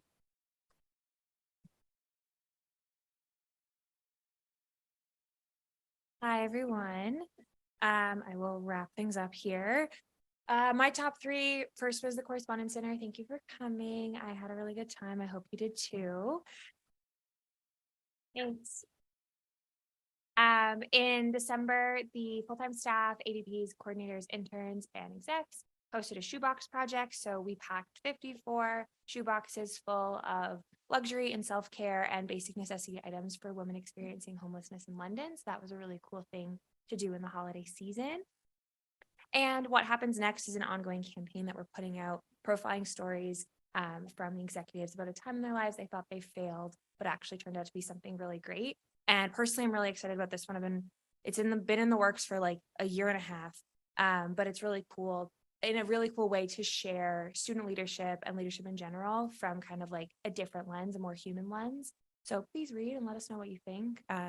And thanks to these guys for being brave and sharing. Completed, I hired a new goose mascot. It was about time to replace this worm. This is the weirdest 90 minutes I've ever spent in my life. Asking someone what mascot experience they have and then being absolutely floored by the answer was not something I thought I would do. So apply to be a VP. You'll never know what you'll get yourself into. We also in December hosted USC in the Wild, which the name was TBD and then it never changed.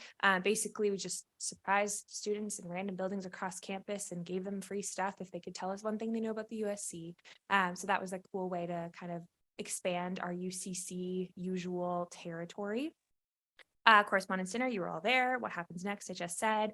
And Frost Guide is our revamped version of the first year guide that was promised in the roadmap. It's available now on the USC Now app. Basically gives you kind of an overview of things going on in second semester and what you can expect and different ways to get involved, and some fun infographics that I made when I was bored over the holidays. And then our Goose Talk series of videos that intend to combine humor with student engagement. It's been a busy couple of months for the creative team. We've got a Spotify Wrapped one out, World Cup, the Spokes new online ordering service Xstein, Purple Store holiday gear. The health plan one will be launched like momentarily. And the free the dot video that Cam and Lauren dressed up and did was awesome. So we've been seeing really good engagement from those. And if you ever have suggestions for like cool ideas, we'd love to hear them. Ongoing, an informational campaign for my virtual doctor, the service that's going to referendum in a couple weeks. I've been helping Gallivan, the healthcare providers, with organizing that and working on the ad hoc committee of the EGC to kind of like coordinate all those materials. And it's really cool. Oh, sorry, that's part of Purple Care, the healthcare plan. And it's really cool to see the student leaders on that committee kind of like take a lead in making it happen. VP recruitment is a big thing we are leaning into this month, starting with exec Instagram takeovers, which we've done 3 so far, 3 to come. And then on February 1st, that's next Wednesday, we're hosting a VP 101 session. So this is kind of in lieu of like a shadowing or an office hours, basically like come here directly from you guys. You hear from us all the time, but students in general come here directly from us about what our roles are like, get a tour of USC spaces and UCC spaces, I guess, and kind of see behind the scenes of what this world is like. Concert comms, big on the docket for this month. We're really excited to have Kelly in a couple weeks. State of the USC, you'll all be invited to that. It'll be February 13th, immediately before elections results. So hope to see you there. Coordinator profile videos are a piece of recruitment that we're working on to get students to kind of see what being a coordinator is like for the USC. I keep mixing them up today. And then we finally have progress on our collab campaigns with the City of London. So taking basically the really, really exciting things like tenant rights and recycling and bylaws, and trying to make them essentially purple. Always ongoing. Those are the same. You can read them. And then upcoming, once we are done with once we're done with VP recruitment, we move directly into ADP and then intern and then coordinator recruitment. So if you're interested in a role like that, keep an eye out and please tell your friends. That's word of mouth is like always how we get the best people out. And I will be plugging until they take the microphone away from me. We've got some pop-up campaigns that I'm working on with my ADPs and coordinators. Stay tuned. You can see a sneak peek on the screen. And then campaign support for our different portfolios, including Lauren's Career Summit, Black History Month, Get Tested, again, coming out of the UA portfolio, and we've missed that one up, coming out of Public Arts, that's tomorrow, and then Women in House. So as always, questions, comments, concerns, you know where to find us. And thank you very much for listening.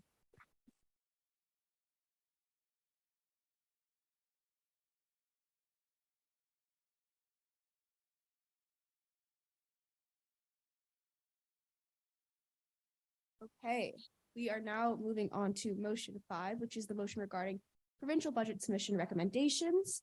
Can I get a seconder? Councillor Oslis? Oh, sorry. You're next. Oh, is that a question or? Okay. President Gardner, you have the floor.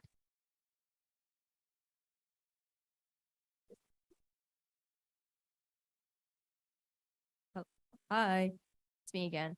Okay, if you can click into the appendix that's attached to the agenda, you'll see the 3 recommendations that we have on the docket for the provincial pre-budget submission. The first one is surrounding removal of interest on the Ontario portion of loans. As you all know by now from the CASA presentation earlier and me rambling, the federal government has removed interest on their portion of student loans. So we're trying to capitalize on this window of opportunity to encourage the Ontario government to do the same. So that's recommendation number 1. The second recommendation is that the provincial government should allocate funding to the Ministry of Colleges and Universities in order to administer a survey across post-secondary institutions to measure students' experience and perceptions of violence on campus. So in advocacy and really in everything, data is really, really important. And if we don't have data, we can't really push for certain initiatives. We don't have information and evidence to back up our recommendations. So, or produce recommendations really. So the goal of this survey is to make sure that students across Ontario are being heard and they are able to voice to the government directly and their post-secondary institutions directly how the condition of safety is on campus, whether this is their mental well-being, their physical well-being, sexual and gender-based violence. That's what this second recommendation is surrounding. The third recommendation, third and last, is to allocate funding once again to the Ministry of Colleges and Universities to increase funding for the Women's Campus Safety Grant. So this is a grant that right now they disperse $6 million across all of the post-secondary institutions in Ontario. And it's a good start. It's really good. We benefit from it directly. During O Week, we use money from this campus safety grant to fund initiatives like the wellness booths that you may have seen around, or wellness tents that you may have seen around this year during O Week. So that's where that money goes, and it's very, very beneficial, but $6 million across the entire province is not enough. So that's what that recommendation is aimed at. So if anyone has any questions, please feel free to ask. Yep, go ahead.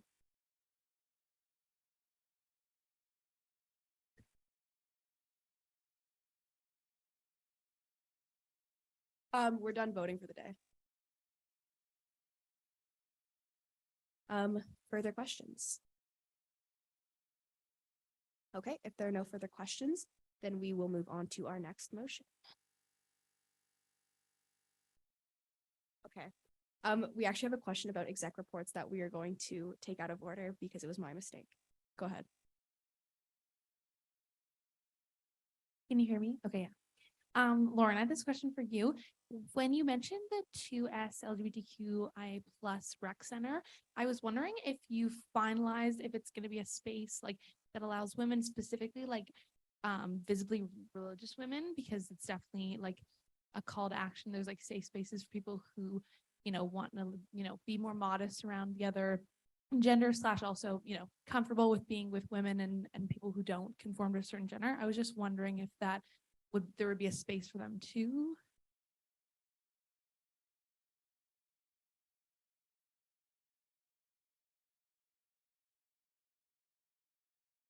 Okay. Oh, there we go. So sorry. So right now there are women's only hours in the gym, but there isn't currently a standing recommendation for religious women specifically. We can explore this a little bit more, but it's not in the 2S LGBTQIA recommendations. I can give you more information about when those women's only hours are, and I can also check in with the rec center and see what their process is for, I guess, facilitating those spaces. Okay, thanks. Okay, with that, we are going to move on to our motion regarding the CASA observationship. President Gardner is the mover, and can I get a second? Councillor Kermack, President Gardner, you have the floor.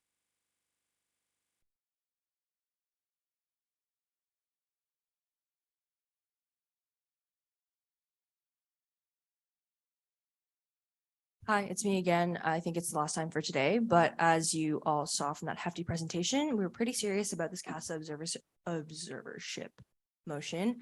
I think Mac gave you all the information you need. But if you have any questions, please ask. Siddharth?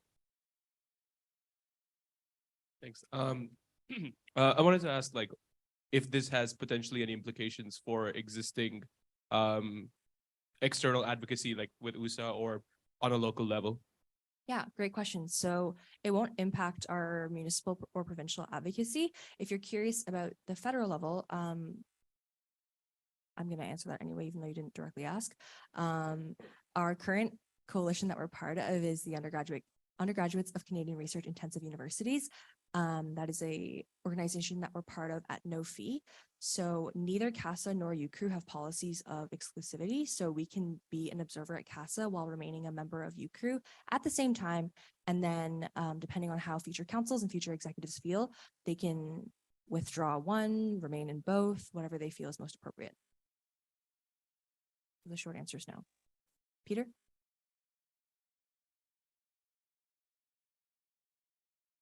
So how would you describe CASA's like involvement at the federal level? Like how much influence do they have, especially in comparison to UCRU?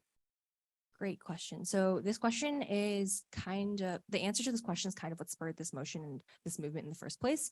So for all of you who don't, I guess I've said it before, but UCRU is a no fee organization to join.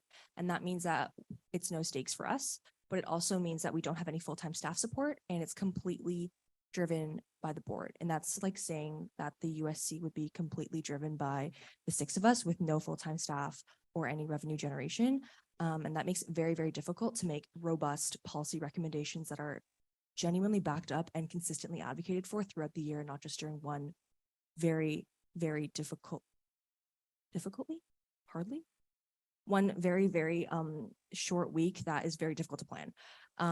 So I would say that that's my feelings on UCRU's advocacy right now. It's just, I don't think it's sustainable because it doesn't have its own resources and revenue. In comparison with CASA, in some of my, maybe, I don't know if Ethan has anything to say to this, but in some of my meetings in Ottawa with members of parliament, I saw CASA briefs on their desk. I heard from them that they had heard similar recommendations from CASA already. So it feels like ideologically we're already in line, but they've already been consistently hearing from CASA. And from someone else, a different school who's in CASA that I know through USA, they've said that CASA is the gold standard of advocacy in Ottawa. Haven't really heard anything similar about other organizations, but it seems like their reputation is pretty established in Ottawa. And like Mackenzie showed earlier, lots of times where CASA is invited to speak at standing committee presentations, speaking to members of parliament, quoted in press releases from the government of Canada. So I do think that they have an established long-term relationship with the government. Thanks, Peter. Felix? Awesome, thank you. I wanted to know, based off our current enrollment, how much would each student be paying if we were to get a full-time membership into CASA, and how does it compare to USA? Great question. So once again, 2-year trial is free. So this would happen after the 2-year period if we choose to join CASA, but their maximum fee that they can pay, I do not have the exact number in my head, but it's around $59,600 across, let's say we have 38,000 students. So if my mathed out, it's about $1.56 per student. And that's with current enrollment numbers and their current fee cap that is in my brain. It is around 156. And how does this compare to USA? Right now, the USA fee for the 2022-2023 fiscal year is $324. And the difference can be accounted for partially because CASA is a one school, one vote system, where USA is a proportional vote system. So those are very political terms. But basically, CASA, no matter how big or small you are, one vote. At USA, depending on how small or big your school is, that's how many votes you get. Thanks, Felix. And this is for the year, not the semester. Yes, it's per year, per school year. Siddharth? Do you presently identify any conflict with advocacy priorities with USA and CASA, particularly with regards to approaching student finance? Good question. So I see provincial and federal advocacy pretty separately. I don't think that our values necessarily conflict. They pretty much align with what the USC has established in our policy paper library. A lot of the stances are very similar in that, you know, we're trying to remove interest, decrease of loans, more grants, things like that. So I don't see any conflicts, but I am not going to guarantee anything because policy paper libraries at USC, USA, CASA, all of the above go through multi-year revisions. And every year for all of these organizations, the advocacy priorities can shift. So at this moment in time, I don't see any conflicts, but I can't say for sure for the future. Thank you. Yes. Sorry, just curious, that $1.56 that you see being passed on, or that we would be charging for students, does that be passed on to students, or you know if the USC has the internal budget to cover that? I think it would be probably students, but it also depends on how ancillary fees change like 2 years from now. So I don't have a definitive answer, sorry.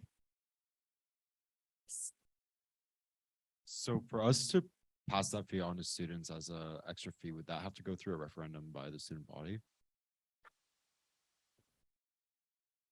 Probably, but once again, depends on how the ancillary fee bill changes from now until 2 years from now.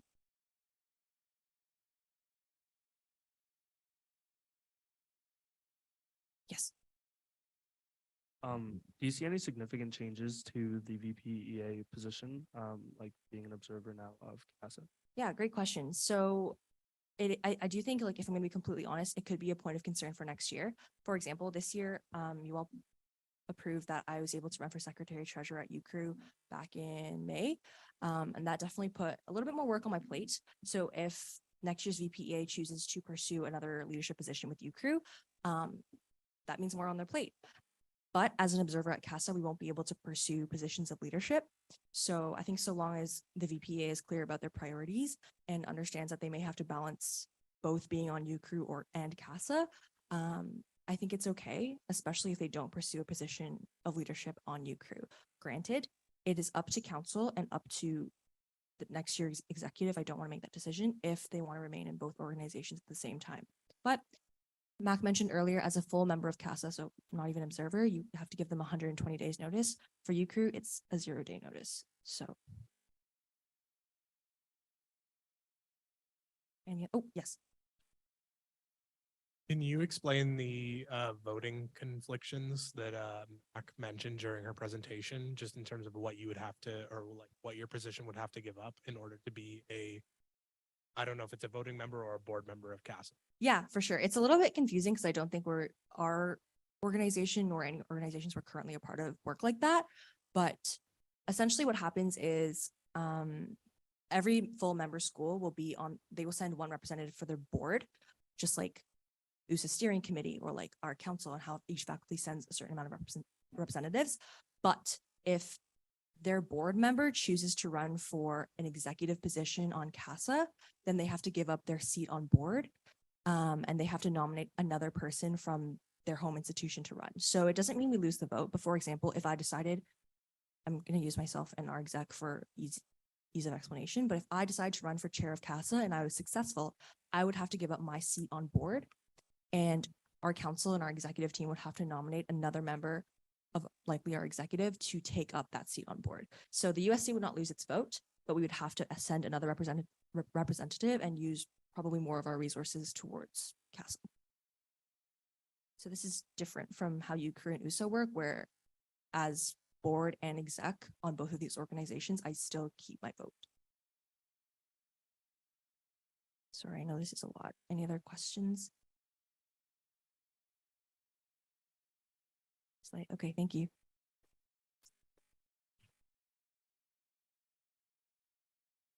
Do you have a motion, President Gardner? Seconder? Bianca can be our seconder. Are there any objections? If not, we'll reconvene at 9 p.m. Hang on real quick. Oh. What happened? Sweater off. Okay.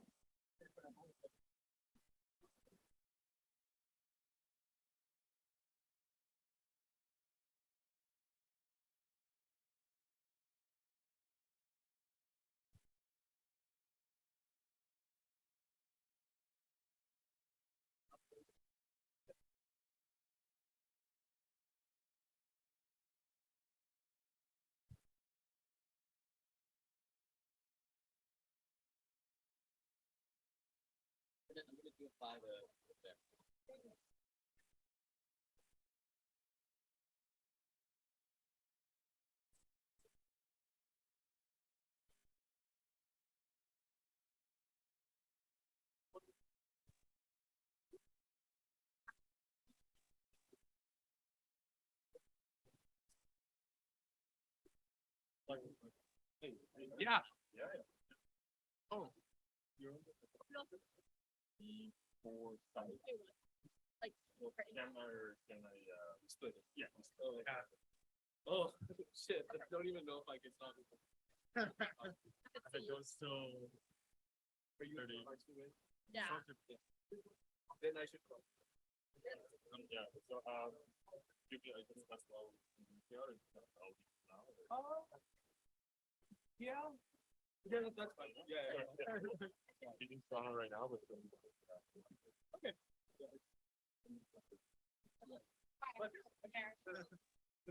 I'll listen. So, I did, yeah. The other. I don't know what I'm. So I'm just. Yeah. Right.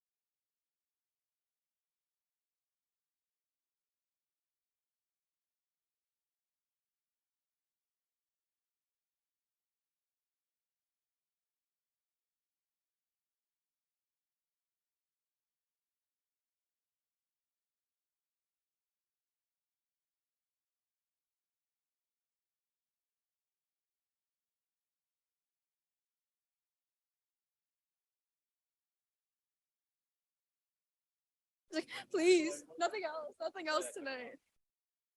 Wait, that wasn't even that. It's on.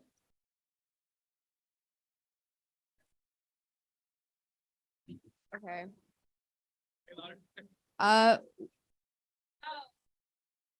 Recess is over and we are now moving. Shh. And now we are moving on to our sixth motion, which is, sorry, the seventh motion, which is our amendment to the two executive officers' salaries procedure. Can I get a second? Oh, wow. Yeah, Councilor Kidamisi. President Gardner, you have the floor.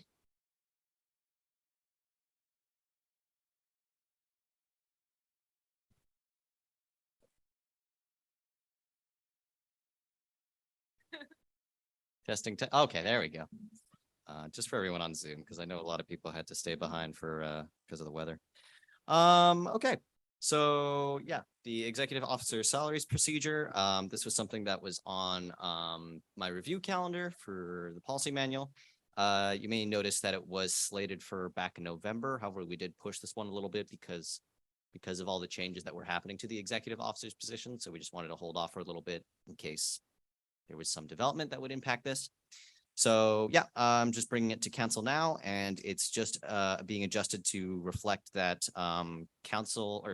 exec salaries do not increase in accordance with CPI. Instead, an economic increase is determined by our finance department and full-time staff at the USC, and sort of across the board salaries are adjusted by that amount. So yeah, it was just not true that it used to say consumer price index instead of anything else. So the policy's been adjusted to reflect that, and that's really the only amendment. Any questions? Any questions from anybody? No? Okay. Motion 8, the review of role of USC during labor dispute. Can I get a second? Councilor Mashwari, President Gardner, you have the floor. So Gardner's not letting me leave. This is another thing that came up through my policy review calendar. It is slated for January. You might remember us bringing up this policy before when the faculty union was in negotiation.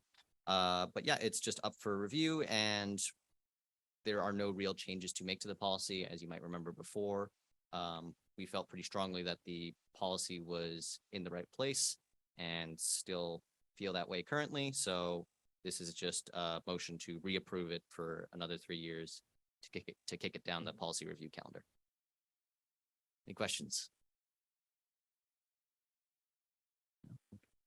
All right, motion 9, amending standing resolutions of council. Can I get a seconder?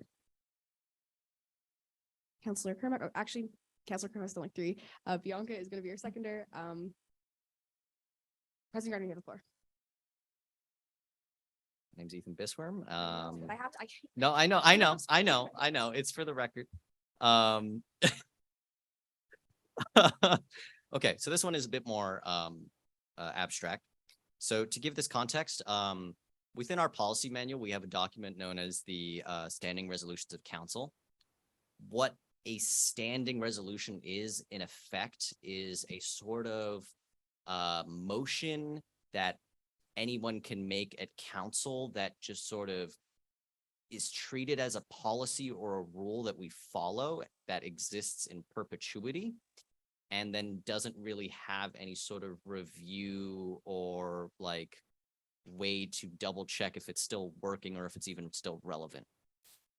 Also because all these standing resolutions get passed at random points in time and they all live in the same document, it's very hard to find specific rulings or the type of information that they would supply, since they're all mixed together in some random document that has various kinds of topics and categories.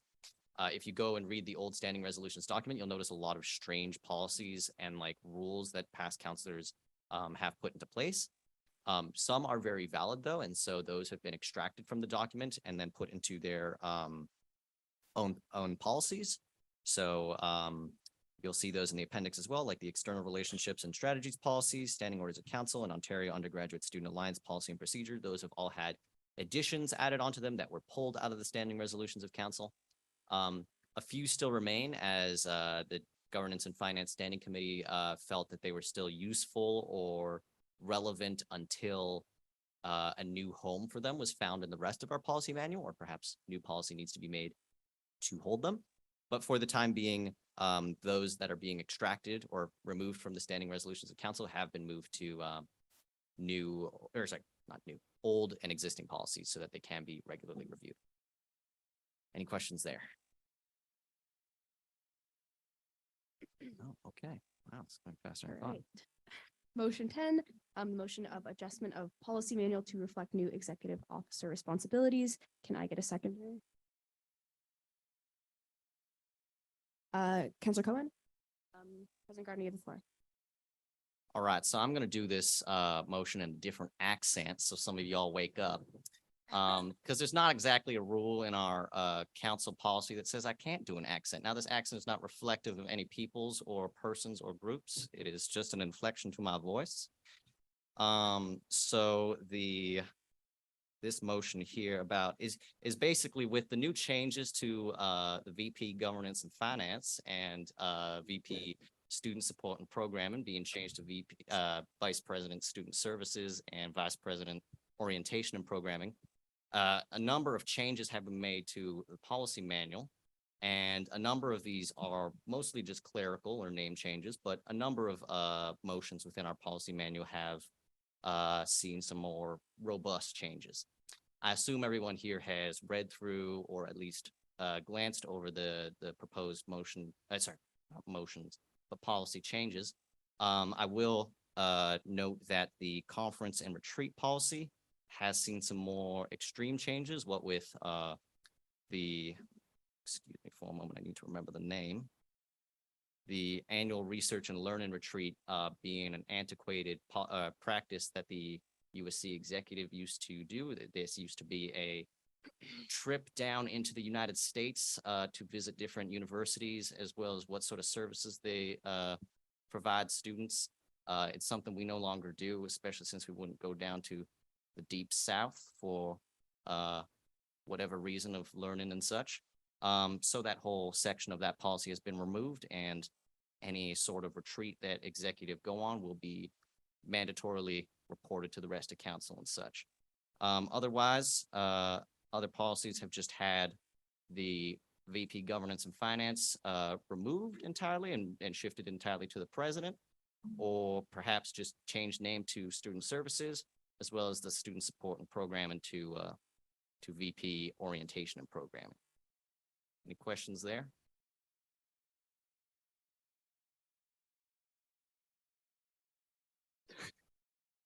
Okay. Prepare an accent for next meeting. No. Don't do that. I'm gonna have to overrule that. Okay, motion 11. Was that a question? We're good. No. Okay, cool. All right, motion 11. Motion to amend the standing orders of council to remove O Canada. Do we have a mover, Melissa? Okay. Oh.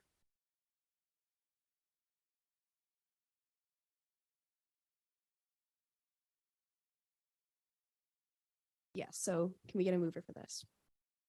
Councilor Mashwari and a seconder. Councilor Mohan. All right. Mover, you have the floor. You want to say a word?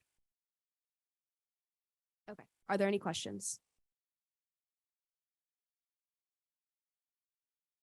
Yep, go ahead.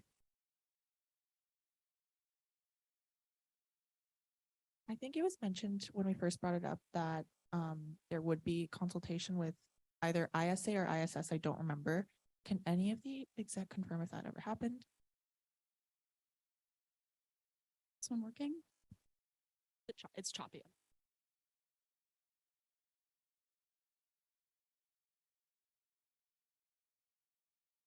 Sorry, that microphone cuts out a lot.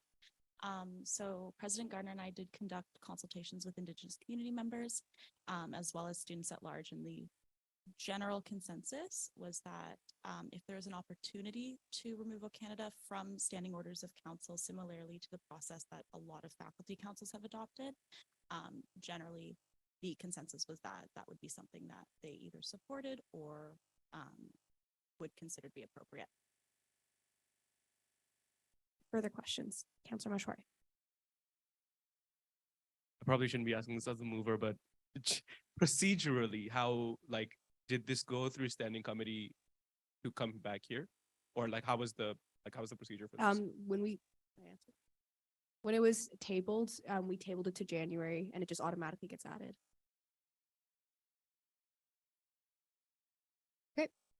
If there are no further questions, we will move on to our final motion, which is of the amendment of bylaw number 1 for new VPSS and VPOP positions. Can I get a second?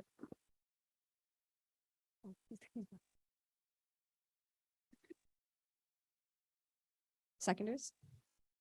Let me try. Councillor Nomurovsky. Amazing. President Gardner, you have the floor.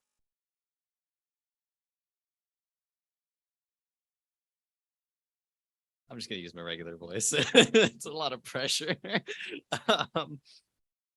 Yeah, no, this is actually in a sort of follow-up of the last motion I was up here to talk about, in that it's more changes to policy regarding the name change / position change to VP Student Services and VP Orientation and Programming.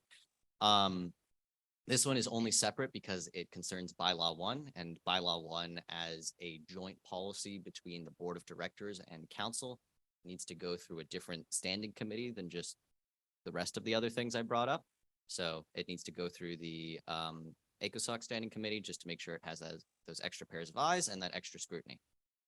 So yeah, any questions on all that? It's very similar to the last motion I did. Is anyone tired of hearing my voice? Okay. My parents told me I have a voice for radio. My mother meant it as a compliment. My dad as an insult.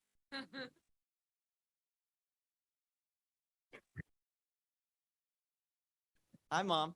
Anyways. Nothing? Okay.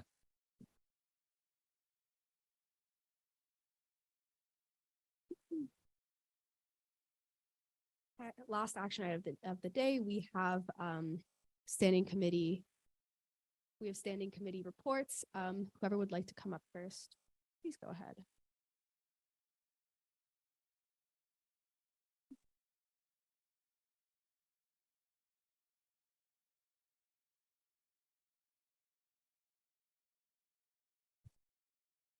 Hello, everyone. Hope everyone's having a good day. So I'm Felix Somorowski, and I'll report on the Governance and Finance, hopefully soon, Student Services Standing Committee. I'll go month by month. So for August, we had the elections for our Vice Chair and Secretary, which was Peter Kermack and Ankita Mishra, and they were elected. And we had some amendments to the Working Group Policy and Faculty Council Grants Policy by VP Ethan Bisworm. And then in September, we had no motions brought up to the Governance and Finance Standing Committees. And then in October, we had one for action item in regard to standing orders of council. That was created by Ethan Bisworm. One for discussion item for making minutes public to students made by Chris Mohan. And a new business item about questions to the Western community, also forwarded by Chris Mohan. The for action item was passed while the new business item was also passed, but later tabled indefinitely at our council meeting. In November, this Governance and Finance Committee was split into 2 parts. The first part addressed presentations for the committee. One was a financial update from Ethan Bisworm and a quick governance review from Melissa.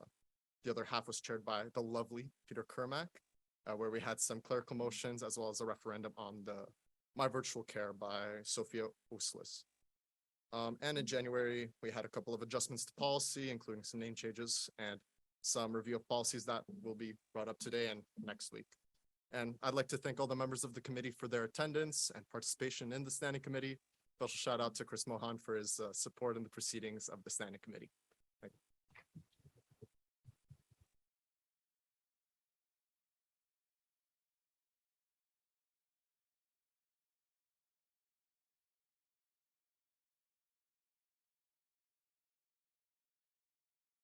No. never stood up here before.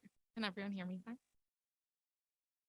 Alina, the chair of the UA committee, is not here, so I'm proxying for her, so I'll just be reading the UA chair update for her.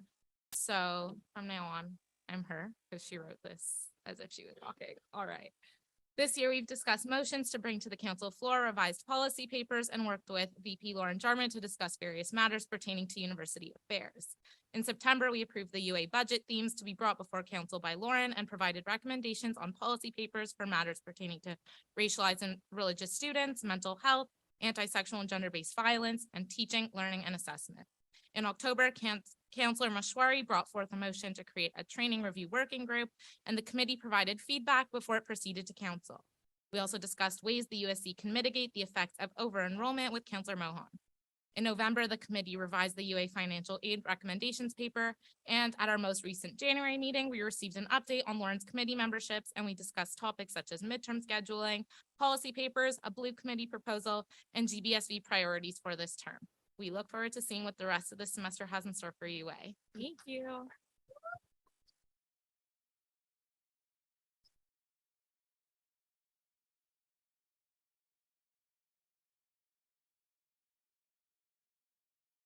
Hello, council and everyone listening in. I am the current chair of the External Affairs Standing Committee, and I am happy to share an update of our successful meetings this past semester. As a standing committee, we elected our vice chair, Matt Son from Huron, and our secretary, Jordy from Social Sci. Our councilors have debated and discussed federal and provincial funding proposals, along with many advocacy priorities, ensuring our diligence before being put on the council floor. We have recently deliberated a motion to become an advisory institution at the Canadian Alliance of Student Associations and USA delegates, both of which will impact Western University students for years to come. This semester, we will look forward to more meaningful discussions about what the local, provincial, and federal governments can do to serve university students.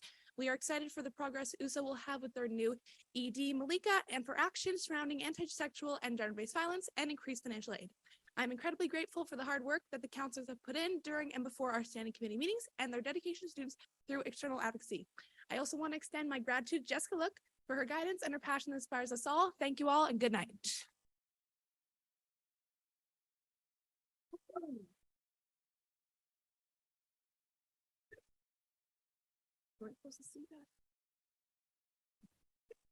Is there any new business at this time?